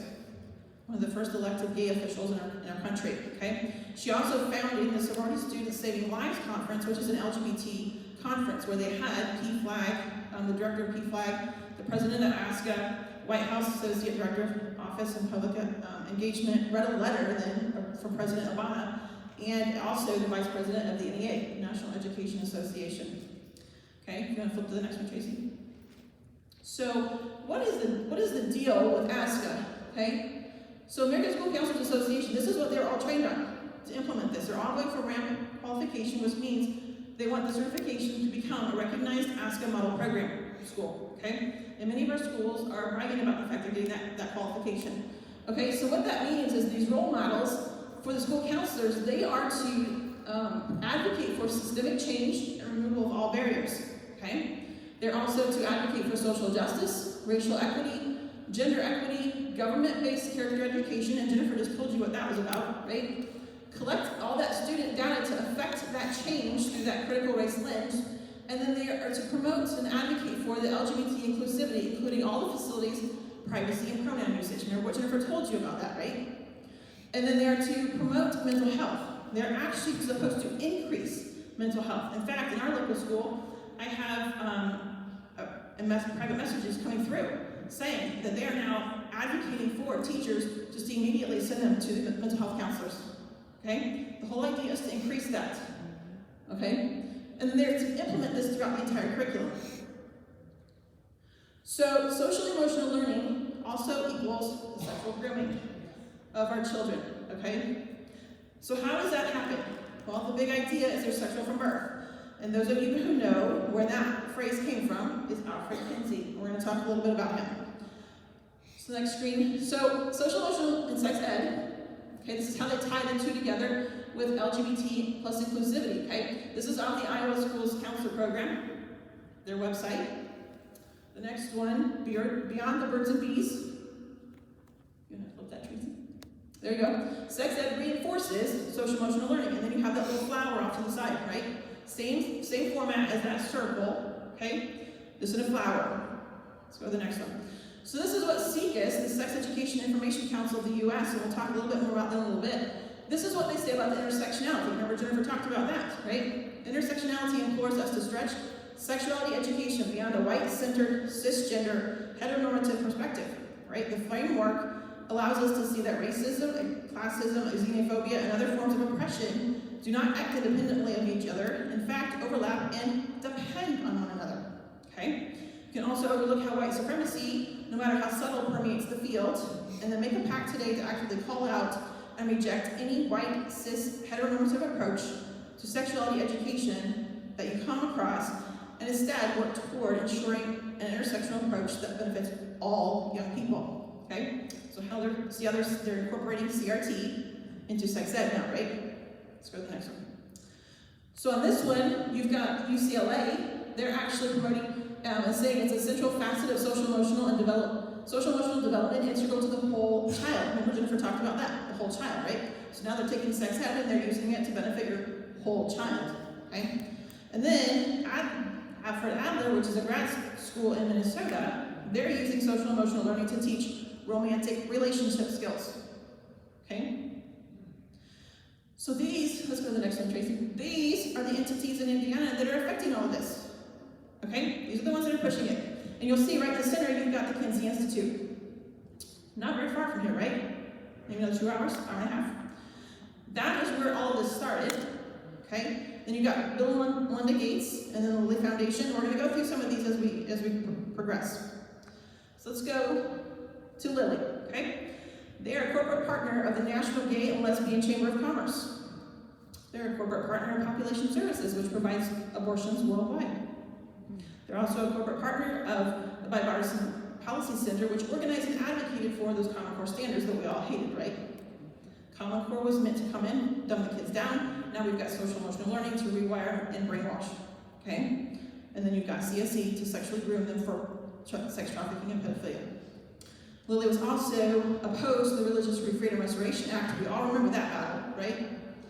And then they also sponsored the Indiana Youth Group and promote the LGBT agenda. And if you don't believe me, all you have to do is Google Lilly's Pride Parade float and see all of the churches they actually infiltrate too that surround them, okay? So let's look at Alfred Kinsey. You can go ahead and progress through that, Tracy. So he was an MK Ultra contractor. How many of you know what MK Ultra was? Okay, MK Ultra was basically the CIA brainwashing. Okay, after World War II, we split the scientists with Russia, brought half of them over here, put them in our institutions under Operation Paperclip. Okay, put them in our institutions from the top down. Now we have the bottom up. Okay, Alfred Kinsey participated in that program. He was a pederast, infant child sex abuser. He was a bi-homosexual, sadomasochistic addict. He was a porn filmmaker and addict. He was producing porn in the attic of his home not far from the Institute.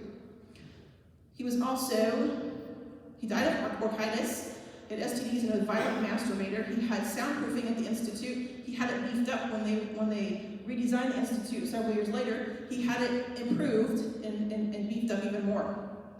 Why would you do that? He was a eugenicist in the movement, and he was an adulterer. His wife actually baked cookies downstairs while they were doing all the porn in the attic, and then she would take the cookies. So this report right here is a report that's on our website that Dr. Reisman and I worked on. It was the last big report she wrote before she passed away in April. And so this one lays out all of that. You've got a synopsis in your folder. So if you go to our website, you can read the full report. It ties everything for you, and it's very nauseating. So if you go to the next one, Tracy, you can go ahead and flip through. So the Rockefeller Foundation actually funded the Kinsey Institute, okay? They supported the globalist transformation of the education, right? They believed in eugenics. They funded the sexual revolution, and they're proud of it. They also funded the DNA upgrade code revision by Bill Gates. Those of you who listened earlier, you would know what that was. They also managed the public opinion, and they supported the CIA MK Ultra mind control experiments. Then Kinsey's mission was to find that scientific data, right, through the rape and torture of children, to undermine our Judeo-Christian values, and he's responsible for the sexual revolution. He was to normalize pedophilia. He was to condition children to reject their parents and seek aid from big porn, big pharma, big abortion, and big education. He supported the MK Ultra mind control experiments by gaining unfettered access to children in the mental hospitals. Okay? And then the CIA's part of that was they managed and supported those MK Ultra mind control experiments. They identified and developed drugs and procedures to use interrogation. Now, if you know much about Lilly and MK Ultra, you know that Lilly provided the LSD for those experiments. Is there any wonder why Lilly wants to be involved in your child's mental health? Put the two and two together. They also manage the public opinion in support of the agency and the initiatives through Operation Mockingbird. How many of you know what that is? Those of you who don't, just go home, turn that little black box on, and sit there and watch it all night long. You're being mind controlled. Okay? So you go to the next one, Tracy. So this is the infamous Table 34 in his book, okay? If you want to go ahead and screw those. Okay, so they were using a timed stopwatch, okay, and they were timing the orgasms of children. This is pure torture. So what caught Dr. Reisman's attention is 4-year-old had 26 orgasms in a 24-hour period. How do you do that? She contacted one of her doctor experts and said, how in the world is this possible? says it's not possible. You would have had to hold that child down and manipulate them for 24 hours. They would never have been able to sleep. Okay? This is what your sex ed, your kids are getting in those books and programs. Okay? This is what it's based on, sex and torture of children. Okay? And what he considered orgasm is right here. You can go ahead and proceed through that. Rigid sobs, sadism, hysteria, convulsions and cries, fainting, collapse, twitching spasms, fighting the partner, and out of that, he deemed they definitely enjoyed the experience. Now, can you imagine your child experiencing that and enjoying it? Okay? So this is the infamous table. Okay? You can either be 0, exclusively heterosexual, or 6, exclusively homosexual, or you can be anywhere in between. And that's what they're teaching our children. Okay? Jennifer talked a little bit about that. So after he published his books, want to go ahead? Yeah. If you want to go ahead and move for that one too, he went on a speaking tour. So after he published his books, the Rockefellers sent him out across the globe because the whole idea was to undermine all of our moral fabric, right? So he did that by educating medical doctors, educators, judges, lawyers, psychologists, legislatures, right? He educated them all and flipped them all based on the Model Penal Code, which then it was instituted via the Rockefeller Foundation, right? They were training all these sex leaders worldwide. They infiltrated everything, okay? So then what happened is, anybody recognize this young man? Young Hugh Hefner. He was a virgin in college. He reads Kinsey's Sexual Behavior in the Human Male, and he decides, I'm going to be Kinsey's pamphleteer. This is what started Playboy. I bet nobody knew that, did you? No. Yeah, I didn't either. So that's what started it, okay? So, not only that, but once he started Playboy, he then doled out money to Mary Calderon, who was a former medical director of Planned Parenthood, and they together started CKIS at the Kinsey Institute, and this is what drives your sex ed, okay? And they believe in reproductive justice, LGBTQ equality, sexual violence prevention, gender equity, dismantling white supremacy. This is right on their website. Sex ed for social change, okay? It's more than just teaching young people how to have safer sex. It's also key to dismantling the systems of power, oppression, and misinformation that allow today's biggest sexual and reproductive health and rights injustices to exist in the first place. So you can clearly see they're tying CRT, social emotional learning, and sex ed. So this is CKIS's guidelines for teaching your children about comprehensive sexuality education. K through 12, okay, 3rd edition. And these are the levels, if you flip to the next one, these are the levels of which they will learn things. The 1, 2, 3, and 4, right? So some of the things that we highlighted, they will learn about sexual orientation, gender identity, sexuality throughout life. They'll learn about masturbation. They'll learn about sexual fantasy. They'll learn about abortion, because without abortion, it's not CSE. And then they'll learn sexuality in society, okay? So also on their website, flip to the next one, it has their state profiles. This is how we fought back on the Parental Rights Bill in 2018, which gave you the opt-out form that we now have available. I think we included it in your packet. If not, it's on our website too. Because of the work we did in 2018, you now have that option. It was supposed to be an opt-in, not an opt-out. Thanks to Representative Wesco, it is what it is. But in Indiana, they're not required to teach sex ed. Okay? If they do it, it has to be on the basis of abstinence outside of marriage. Okay? So that is what we used in 2018 to fight that battle, was their profile, state profile. So go to the next one. This is Advocates for Youth. Okay? Another one of the organizations that push this stuff into the schools. They believe in shouting abortion out loud. Free the Pill Youth Council. They have their issues that they deal with are racial justice and intersectionality, LGBTQ health and rights, honest sex education, reproductive justice, and abortion access. Those are the things that they stand for and believe in. Okay, next one. This is a youth activist toolkit. Some of those, remember when Jennifer talks about when you get to the higher levels of that inner circle, right, those colors? When she talked about the activism, this is how they do it.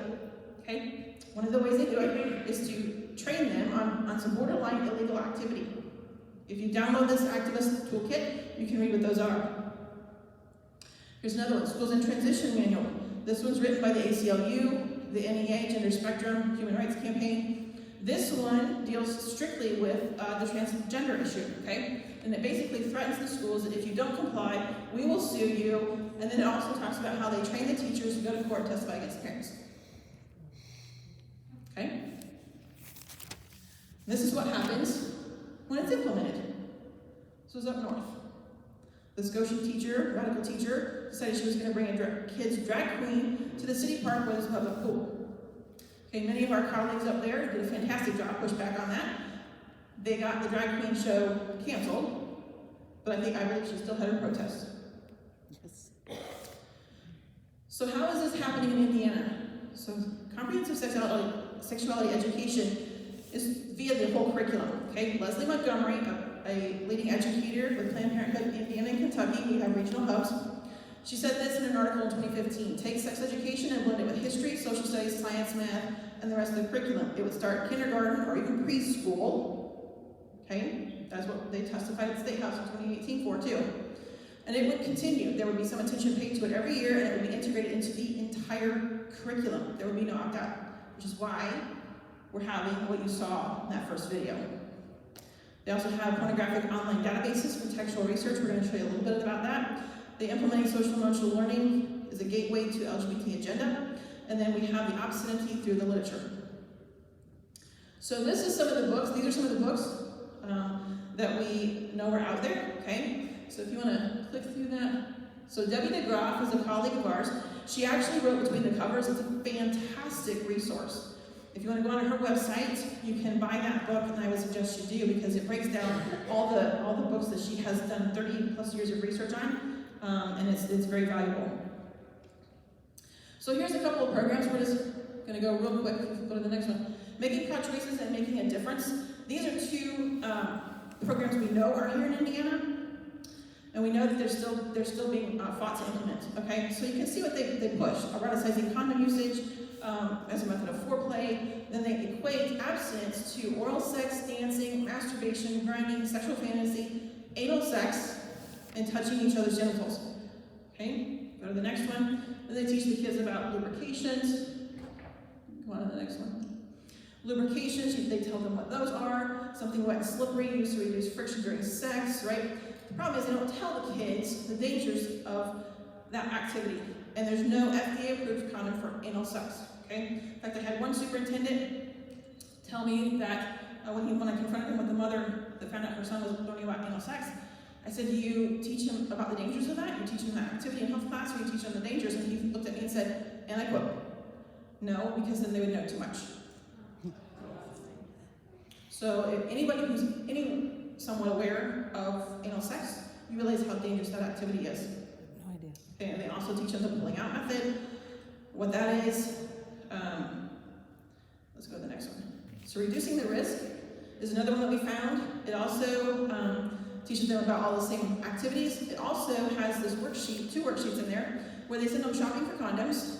Okay, they fill it out, find out the pricing, find out the lubrications, find out the various other things that they offer there for that, and then pricing, okay, whether or not they're comfortable shopping there.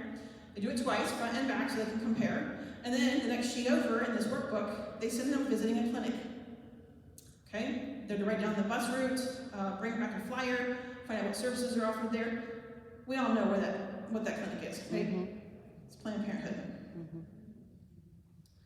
Okay, then the next one, then they flip them up, they send them over into role play models. These 2 are negotiating leaving college campus, whether or not they're going to leave or they're going to use condoms.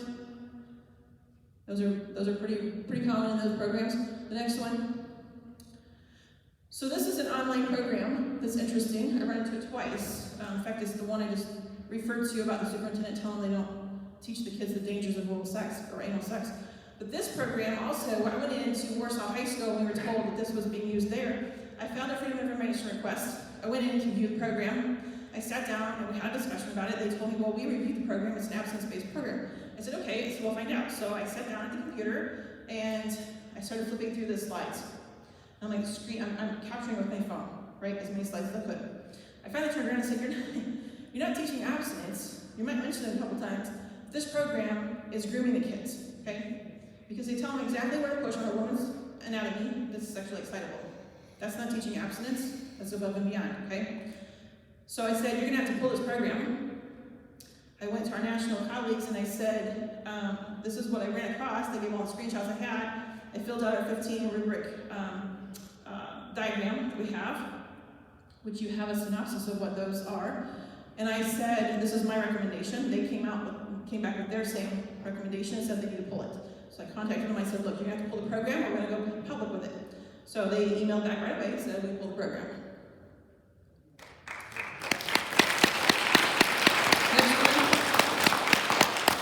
This is Inspire. This is the online database schools are using, okay? And just so you know, we pay for it. $1.3 million a year. We fund this, okay? So this is what you will find. What the hell? Okay? You can link through it in your portal. What it does is it takes you to EBSCO, okay? It's not Inspire. It takes you right to EBSCO. EBSCO is known for having porn on their website. So I went to this one, and I clicked on that picture right there. I scrolled down, and within 2 clicks, you're into hardcore porn. Okay? The children have access to that. Now, they will tell you they have filters, they have whatever, protections, right? But these kids get around them. And these databases are designed to be accessible by iPads. If they have an iPad at home, if you have an iPad at home, they're accessible by their phones. They're accessible from different ways, right? If you go to the next one, this is more that they can access. Okay? Go to the next one.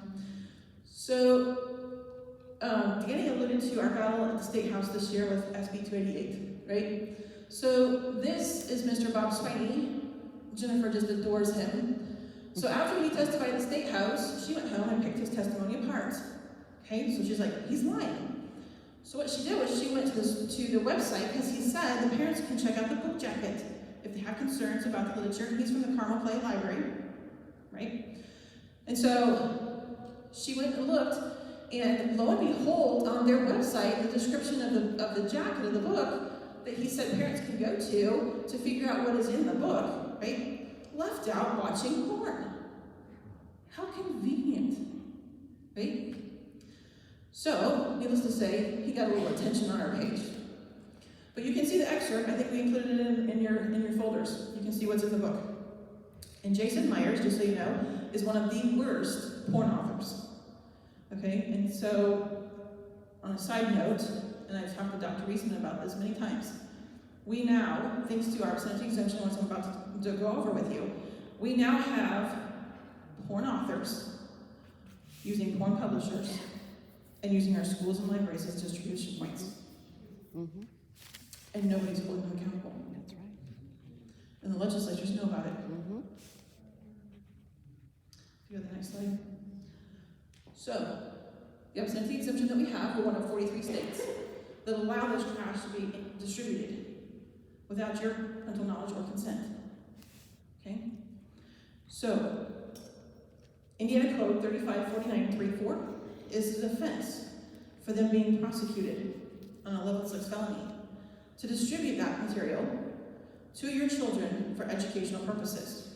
Well, you heard the mother and grandmother read that. Do you find that educational? No. Any normal, rational person wouldn't. Right? So they are free from prosecution because of that. If you go to the next one, this was our bill, SB 288, right? It's the obscenity exemption loophole. And I will tell you, our national colleagues, a lot of us are working together trying to flip these. We would like to see Indiana be the first one. Okay? It started here, let's end it here. Who's with me? Right?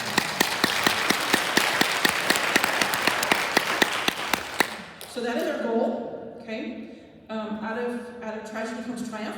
They did not fight to protect our children, right? This year, legislatures, GOP majority, were cowards. Yes, they were. In essence, right? It did pass committee, okay? It came out barely, because we had a couple of Republicans that went with the liberals. But it did come out of committee, but it was killed on the floor. Leadership killed it on the floor and did not allow Senator Thomas to fall forward.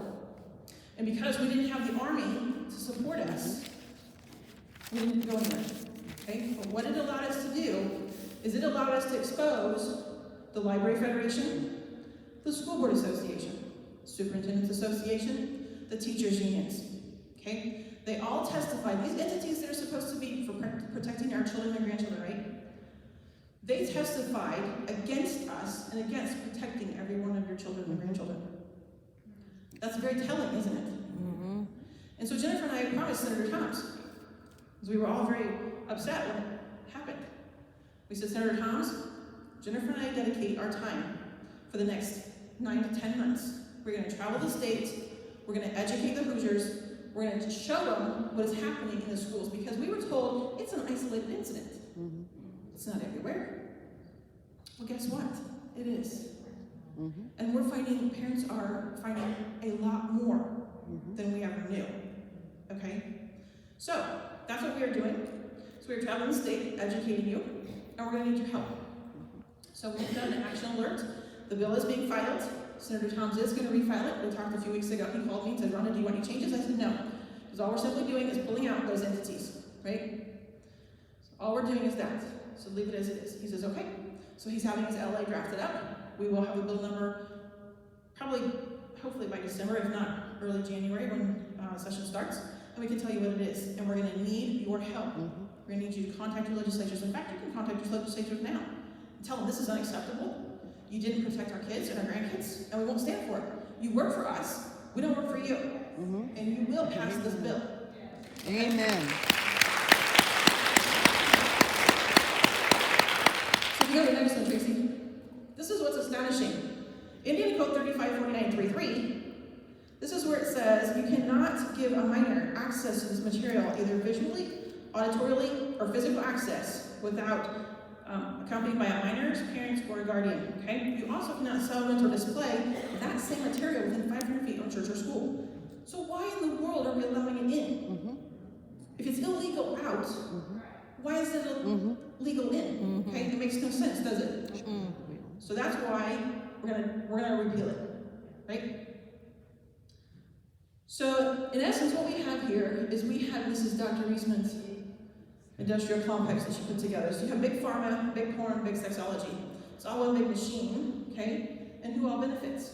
These are some pretty powerful industries, right? You go up against big porn and big pharma, and it's a monster to take down, right? But I think we can do it. Next slide. So we're coming up on a couple of videos I'm going to show you. So the mind polluters, Jennifer and I had our first conference last year. Former Representative Christy Stutzman offered her barns there in Napanee. Her and Marlon purchased that and asked us if we would want to hold our first conference. So we're like, we hadn't really thought about it. So we said, you know what, let's do it. So we decided to hold it. Well, Mark and Amber Archer from Fearless Features came and recorded our entire conference. And out of that came mind polluters. They had done Inwood Drive exposing the Dr. Kloffer, the abortionist that had all those dead babies, right, and his property in Illinois, okay? They had done a documentary on him. And they're like, something's driving this, what is it? So they decided to do mind polluters based off of our conference last year. So you want to play that trailer?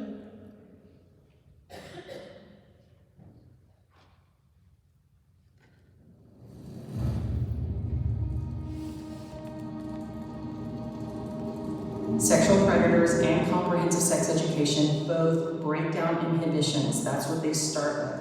They also gain trust with the child and then slowly start to get them towards sexual activity. Anything goes.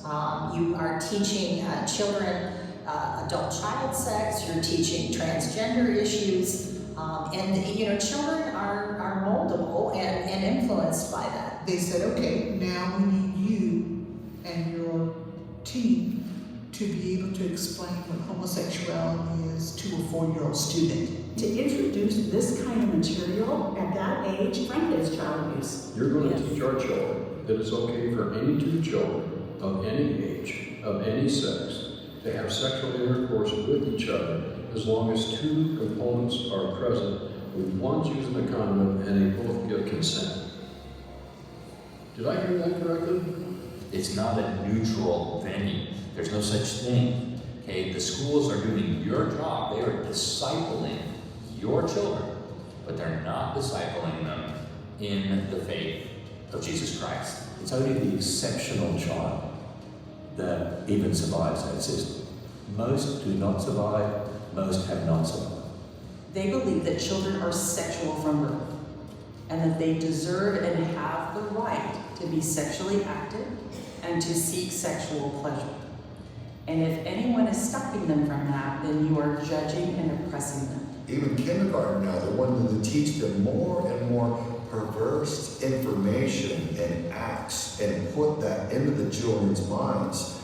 And once that poison is in the child's mind, it doesn't leave. They'll always remember what they learned. And it's by design, it's orchestrated.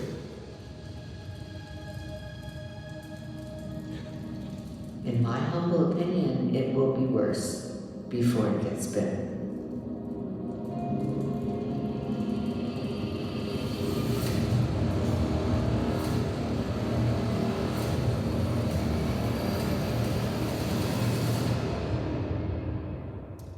That's going to be a very powerful documentary. They've watched it. They've said, Rhonda, that's going to be very emotional. So it is due out around Thanksgiving, and we're hoping to launch it that Sunday night. So we're waiting for a message back from, we're actually going to launch it from Life Church, if at all possible, in Noblesville. And so we're actually looking at doing a statewide launch. We'll see how it goes. But that, friends, is how they're grooming children for sex trafficking and pedophilia. So that documentary comes out around Thanksgiving. There's another movie that's coming out the first quarter of 2022. And this one is just as powerful.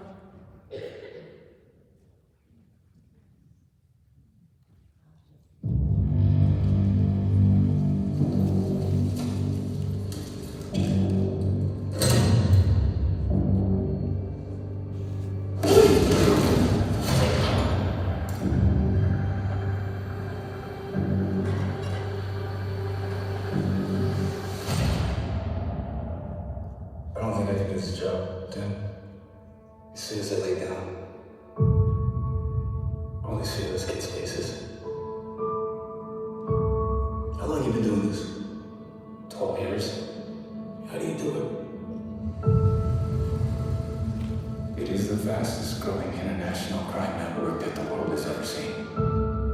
It has already passed the illegal arms trade, and soon it's going to pass the drug trade. Señor Timoteo, tú rescatas niños, ¿verdad? Quizá puedas ayudarme a encontrar a mi hermana.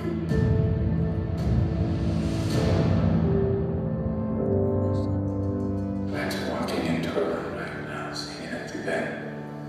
What want me to?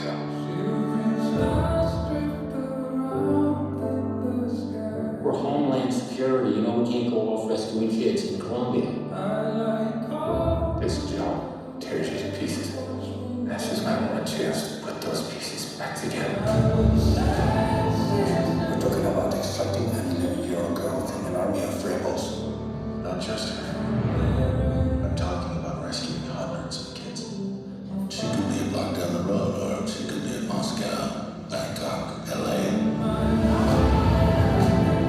Over 2 million children a year are being sucked into the deepest recesses of hell. If we do nothing, someday it's gonna reach the likes of you.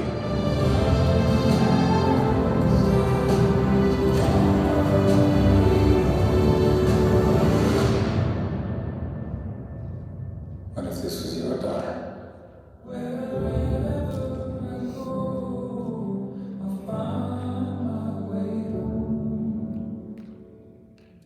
That is what our schools are grooming our kids for. That is why your children are reading porn. That should be very unsettling for you. And yes, they do ship children across the world in those containers. And many of us are wondering how many children are sitting in those ships. They also talk about adrenochrome and how it's harvested. If you don't know what it is, I suggest you Google it. But this is what they're doing. And the next I'm just about done. So what can you do? Join us on Facebook. Follow Mary in the Library. That's where we're exposing a lot of the pornographic books and the contents. We're a 501c3, we take donations. Jennifer and I we don't even take a salary. I work full time, we do this all as volunteer. So any donations you can provide, we would appreciate. Join your community. Kim has done a fantastic job of organizing the community here.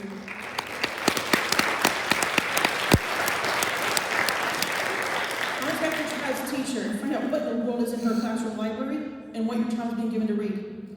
Get to know your school board and run for school board. If you've got people who are supporting this trash, get them off. Okay? Attend those meetings and speak up. If you don't want to speak up, go with those that do. Filling a seat is just as important, okay? Educate your family, friends, and neighbors. And this is where it gets tricky. Jeff and I have been uninvited to family gatherings. It's hard. Form your parent groups and work together. You guys have got a great network down here. Build it and grow it, okay? Our country depends on it. Follow the action steps in your packet. We gave you some of those. Contact your legislatures and tell them this is unacceptable. You will not have your children groomed for this crap. File those freedom of information requests. And if you have problems, contact Indianapolis and tell them you're not putting up with it. You want that information, you're entitled to it. That's right. Last but not least, pull your children. Amen. The schools are too dangerous. They are doing exactly what they were designed to do. They're not broken. When you go back and you look at the history of public education, it's doing exactly what it was designed to do, was to take our system down from within. They knew they couldn't beat us militarily. They're doing it with our children. And I for one, won't stand for it. No. Go to the last slide. This is Dr. Reisman. She spent decades fighting this. She became a very dear friend of mine. And she says in the War on Children video at the end, it's happening on our watch. If we don't do something about it, it's all of us that carry that guilt. And it's true. She died sending an email out to protect children. They found her the next morning. She was just shy of her 86th birthday. She's my inspiration. If she can do it, I can do it. And I'll leave you with this, Matthew 18:6. If anyone causes one of these little ones, those who believe in me, to stumble, it would be better for them to have a large millstone hung around their neck and be drowned in the depths of the sea. Amen? Amen. Thank you. Love you.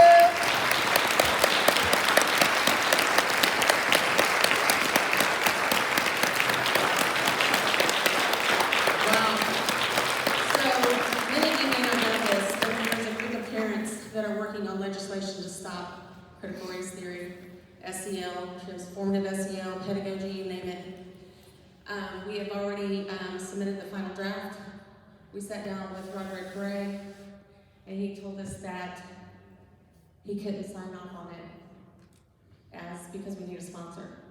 We asked him why, and he said, I just don't do that for any bills.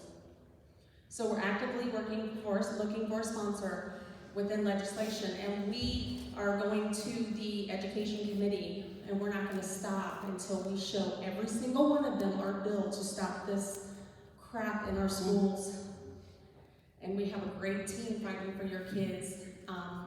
When more comes, once we get a sponsor, we will tell you all about it so that you can call and demand that it gets to the floor and that it becomes law.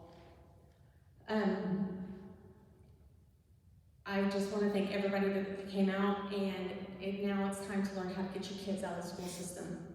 And you can make an impactful difference if you just pull them out. Summer's going to tell you how to do it.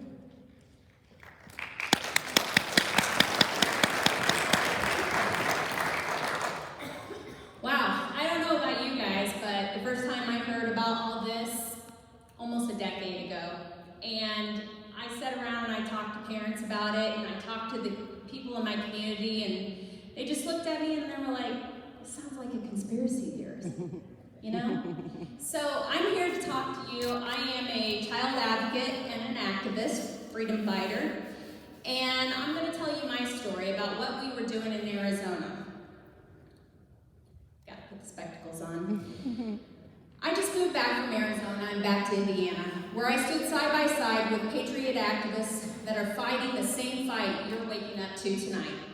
My best friend founded Purple for Parents nationally to help parents just like him and his wife, who is a speech pathologist in the system.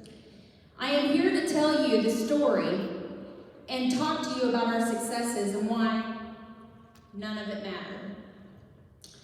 So thank you. Thank you for taking the step to first coming here tonight and learning what is happening in your kids' schools. And I also want to take the time to thank the Mama and Papa Bears that have been out there fighting for all kids from the very beginning. Or as the authoritarian government likes to call you, domestic terrorists. Well, when we embarked on this journey to stick up for our kids, we had no idea how ignorant, racist, homophobic, and domestic terrorists we were. And you know what? I'll give them credit for one thing. We were ignorant. We were ignorant to the corruption, the decay, the deprived state of which our children were living as hostages that we call government-ran indoctrination camps. So one of the things that I want to explain to everybody here, when it comes time in history and we have a movement to push back against tyranny, there are always 4 steps. There's compliance, there's negotiation, there's fighting back, and then it's time to escape the system, right? I'm going to tell you the story of what we did in Arizona. Compliance. We all set compliant. I don't care who you are sitting here today, including myself. I set compliant more than a decade ago. My child is an autistic, my oldest child is an autistic child. And so social emotional learning was something that she always had, to understand how to share, to understand how to dictate things that normal children do, to socially understand jokes. This is something that she was given in a way that was normal, that social emotional learning was supposed to have been used for. Like Jennifer and Rhonda both told you, social emotional learning wasn't the problem, it was how it was indoctrinated into our schools. So, we sat compliant for years. We sat ignorantly thinking that the stories that we were being told about what our government-ran schools wanted to do was just a conspiracy theory. No way the good USA representatives would stand and allow a Marxist ideology to be taught in America to American children. After all, we're the United States of America, home of the brave because of the home of the brave, or home of the free because of the brave, excuse me. So, you see, in Arizona, we woke up because of the Red for Ed movement. Purple for Parents grew by dozens of parents to thousands of parents in just a couple of days when they chose to walk out on our children. Then, what did we do? Why? And now, why am I here telling you none of it made a difference? And don't make our mistakes. We started a platform for parents and teachers to connect and to help each other spread knowledge back and forth. We opened a page on Facebook and gave them a platform. We helped organize people to show up to school board meetings where rarely you saw no parents. We connected with an ally in legislation. Her name was Senator Kelly Townsend. She was a cheerleader for us. She taught us what she felt that we needed to do next. So what did we do? We organized to have parents become PCs to become state committeemen. We got 96% of the committeemen to vote and enshrine Purple for Parents goals as part of the Republican platform on education. Well, we organized to stop the superintendent in Arizona for relaxing sexual education rules so that she could push comprehensive sexual education that Rhonda just sat here and talked to you tonight. We got many parents elected at school boards.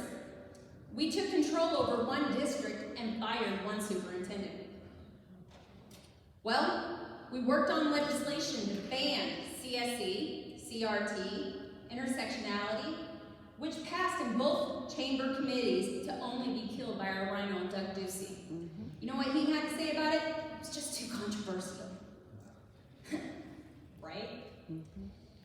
Well, that's when we realized that the swamp was just too deep. Then we realized that no matter how much success we had, the swamp was just way too deep. The only way that we could successfully drain the swamp was to take away the money. Each and every single one of your children has a dollar amount attached to their head. Yes, they do. These schools are now ran like businesses. Okay? So if you don't, if you're running your school like a business, imagine what happens if all of a sudden we have an exodus. All these children step out. Guess what? They have no money left. ESSER grants here in Indiana, you just had the third one implemented this year. It's why your kids are masked up. It's why they're contact tracing. It's why they follow the CDC rules and your local health departments, is because inside that contract that they're mandated to do it. All you have to do to figure it out is go to the ESSER grant or just go to the state. It's right there on the website. They tell you exactly what they're doing, and pretty soon, because of the same grant, they're going to be pushing vaccines and pulling clinics into your schools. What just happened in Louisiana? Is there anybody in here that doesn't know what happened in Louisiana? All right, well, they had a clinic in Louisiana, and they accidentally, without parental consent, vaccinated a lot of children. Really? I think they already did that in southern Indiana too. I don't know that, I know that they've got vaccine clinics right here in Indiana. I don't know that without parental consent that they vaccinated any children. I have no proof of that right now. But it's coming. It's coming. You sign a piece of paper as a parent saying that you give them permission for emergency reasons, that they're able to do certain items, take your kid to the hospital, take your kid to whatever for emergency reasons. Define emergency. Can anybody here define emergency? Because it's not really defined. So we negotiated. We fought back. We realized the swamp was too big. So what did we do in Arizona? Well, I, for one, was sick of it. I went to my best friend. I was in tears. I was just like, what do I do now? I've been fighting at the school boards. I've been doing everything that I'm supposed to do. We've been talking to legislation. We've tried to push a bill. Everything got rejected. I want my kid out. So I decided I was going to homeschool. I have 2 children. One of them is on the autism spectrum, and one of them has 162 IQ. Let me tell you, it's tough. So I got together with 5 Patriot mothers, and we started our first Purple for Parents micro school, parent-led. We went and opened up our homes. We talked to many different platforms and got a curriculum. We decided on My Father's World because that's what worked best for all kids that we had. And we had 19 kids between the 5 of us. So what did we do? We brought the home together. We had high school in the kitchen. It was like a little house on the prairie, except for it wasn't just one room. And let me tell you, it was fun because we had kids from K all the way up to 11th grade. We parent-led. I took over the high schoolers, Angie took over the middle schoolers, Kathy took over, K through 2nd, Angie took over 3rd through 6th. We made it work. There was a couple of parents that actually had full-time jobs. And so during their times that they couldn't be there, we took over. Guys, it takes a community.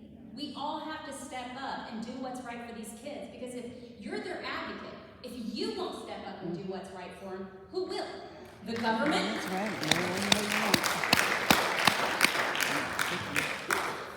So, this is our future. We can only tolerate for so long before we say no and push back. We can only negotiate for so long until we begin to fight and fire them. We can only fight for so long until we declare our independence and embark out on our own adventure and leave the schools behind. And that's where we're at, guys. We can no longer comply. We can no longer negotiate. We will fight for you, and we will create something new. Something new for this country and something new for your kids. And that's where we're at, guys. So, I don't know about you, but I know here Tracy and Kim have reached out to me and asked me, how do I make a micro school here? What do I do? Kim doesn't have any kids in the system, but she's got grandbabies. Tracy has kids in the system. She's already seen what's going on. So Tracy's church has opened up right here and decided that by next semester, she's going to do something. So she's going to activate and she's going to open up this building, but we need parents. We need parents that are willing to step up and to help them make this work. And it doesn't matter where you are in your community. It doesn't have to happen in a church. It can happen in your homes. All you need is other like-minded parents to step in and work with you. Here in Indiana, micro school is not legally defined. So we have to call it a co-op of homeschooling parents. But there's ways around it. And I'm here to help you guys. Please do not be shy. Unfortunately, because of Mark Zuckerberg, I've had my Facebook nuked so many times it's unreal.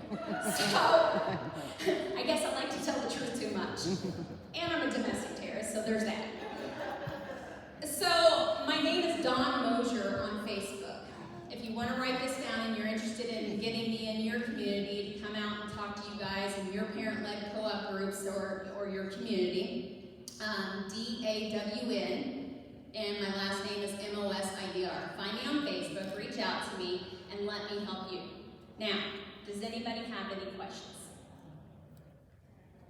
So my question is, with everything we've learned tonight, including the grants, how much of this goes with the private schools? Because I know they get some type of federal funding.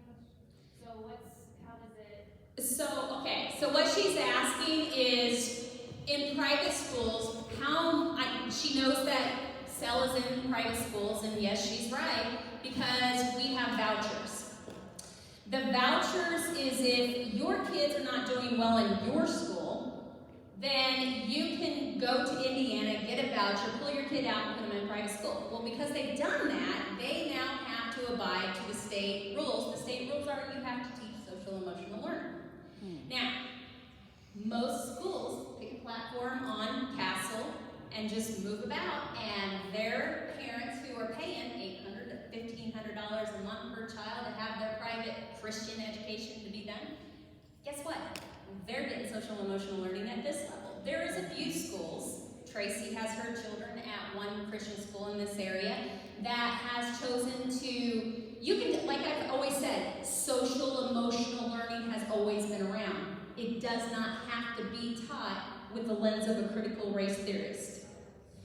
Comprehensive sexual education, that just needs to be off. I'm sorry. You just heard Rhonda talk about it. It's real. The evidence is all there. It's disgusting. It makes me want to vomit. It doesn't need to be around.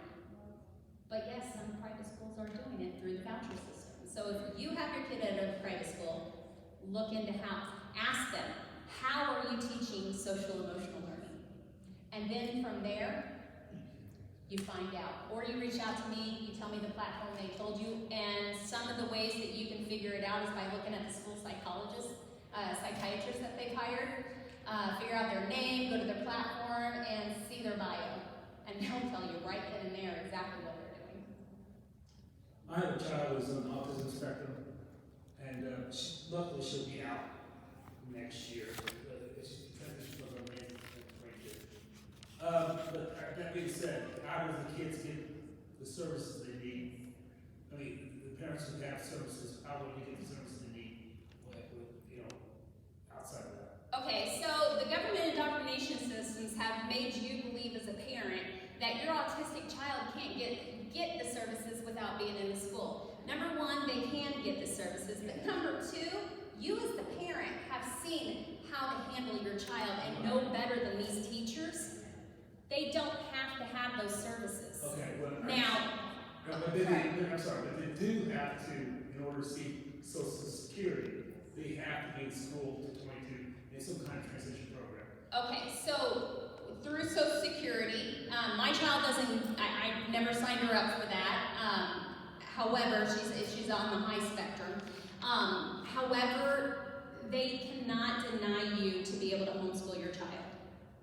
You just have to ask the right questions, and the right questions are, how do I do this to still allow her to get this service? Yeah, it's a little scary. I don't disagree. The government will always push back. It's a question I want to bring up. Yeah, I 100%, you just have to get in there and you have to ask. They cannot deny her.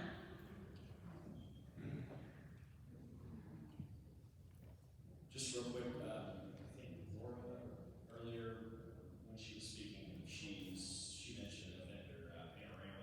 Oh my God, Sorry, Laura spoke. I don't know her name. Sorry, forgive me. She mentioned a vendor, Panorama. Yes. I just read an article that Merrick Garland's son-in-law owns that. So it kind of, I mean, whether you're following it for your kids, whether you're following the money, it all just connects. So it's interesting. Yes, you are correct. We have one woman right over here that's been holding her hand up, and then, so I don't care who goes first, but. She will need your money.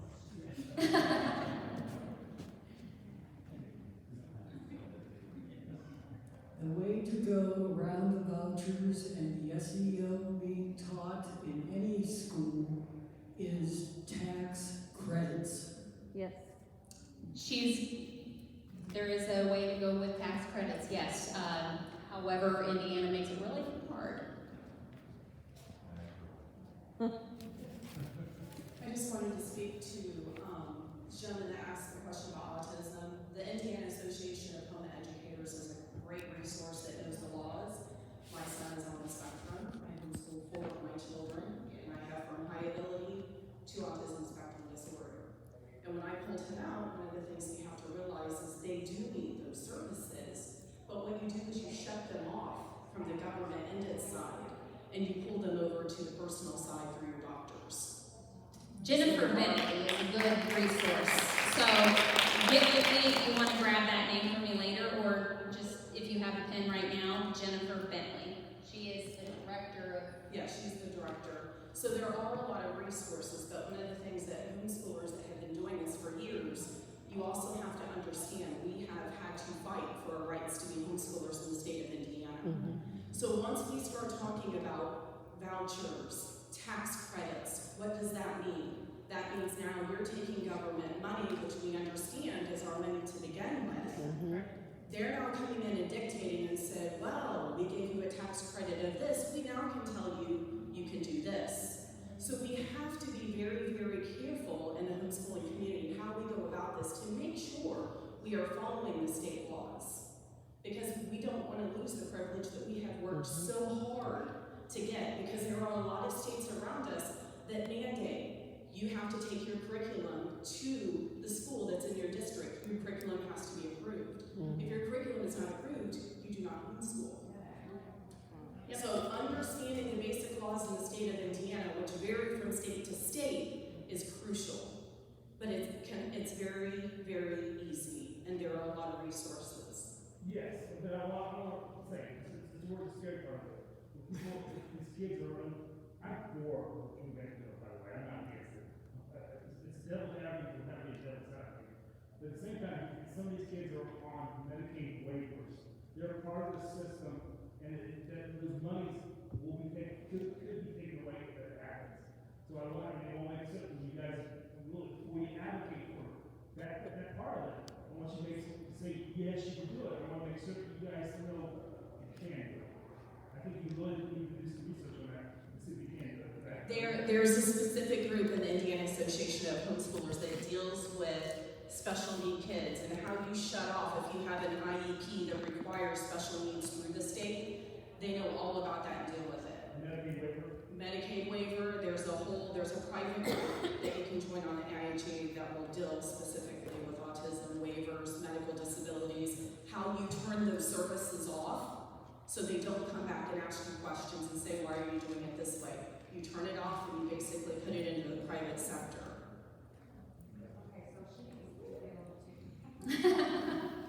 Thank you so much for standing up and saying that. Yes, one of the things that I like to advocate for, guys, when you're going to go out and you're going to pull your child, make sure you're pulling them right.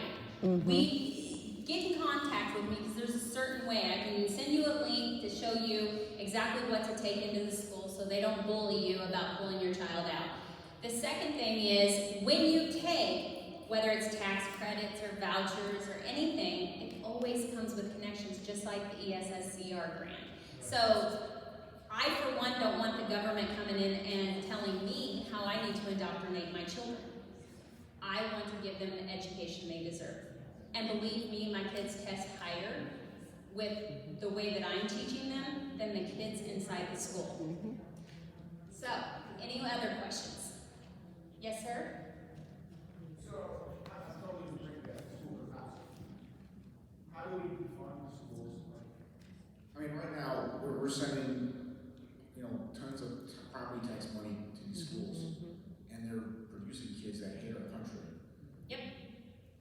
How do we drain that swamp? You remove your kids. No, that does not remove the property taxes. The parents are paying all those That $1,000. school no longer gets that dollar amount, which is just under $12,000 here in Indiana for your child, if your child is not in the system. Now, does the school system of Indiana altogether get to use your funds because of your tax properties? No, because they take record of who is in the school and they only get those appropriations based upon the numbers of kids in the school. I think you're misunderstanding my point. Okay. As a property tax payer, that money is pulled out of my pocket and given to the state. Correct. That money is no longer there for me to homeschool my kids. I don't need a tax credit if I can keep that money. Well, that's going to go at legislation. That's where we have to attack our legislators, okay? But again, until that happens with legislation, that tax money is always going to be pulled out. But your school will not get the money for your child if they're no longer in it, and that's how we defund these schools. And on top of that, the ESSCR grant is based upon the number of children inside the schools. I thought the funding for the schools was partially state and partially property taxes. So in Center Grove, where I'm at, correct. My property taxes go directly to Center Grove. They won't if your child's not in there. It will just go to the state. It's like in the state education fund. The state education fund allocates to the schools based on their number counts, and that's what's been crucial in Indiana that you'll see is everybody's looking for number count. And if you pull your kids out before that number count, the school does not get that money. So that money will sit there in the education fund that the state will deem and pull elsewhere. Right. So what it means is you still have to pay property taxes, but you don't get it back when you homeschool. It just goes in the education fund, and then the state gets to decide, do we have an over-allotment? Again, this is where the teacher unions come in and say, well, we've got this huge state education fund because they pull out, do we get teacher raises?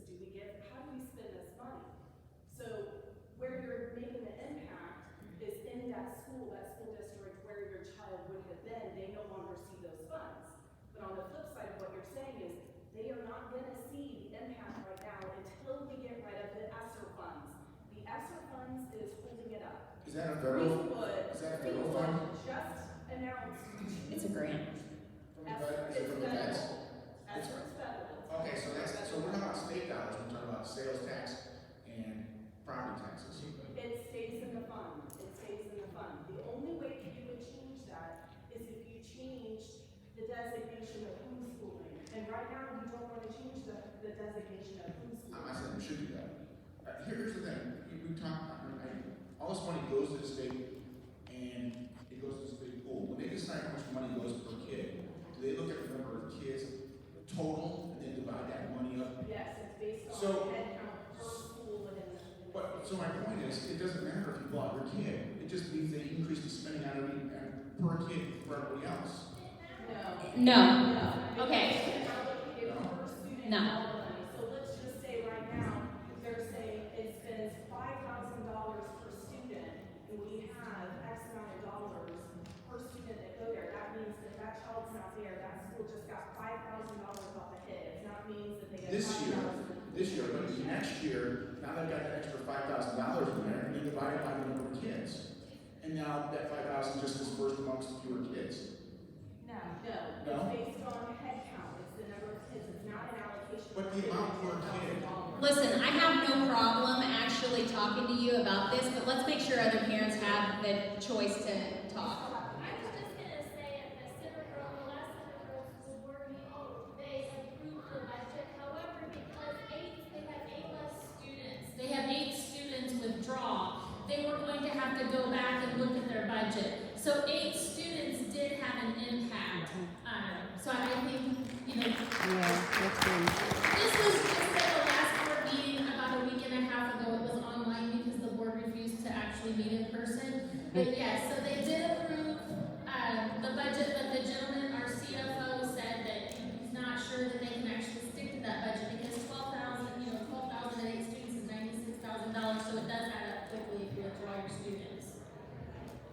All right, thank you everybody for your time. I'm going to end here. If you want to get a hold of me, come up to me. I'll answer any questions that you have, or you can get a hold of me on Facebook and bring me to your community. Thank you so much for your time. Thank you.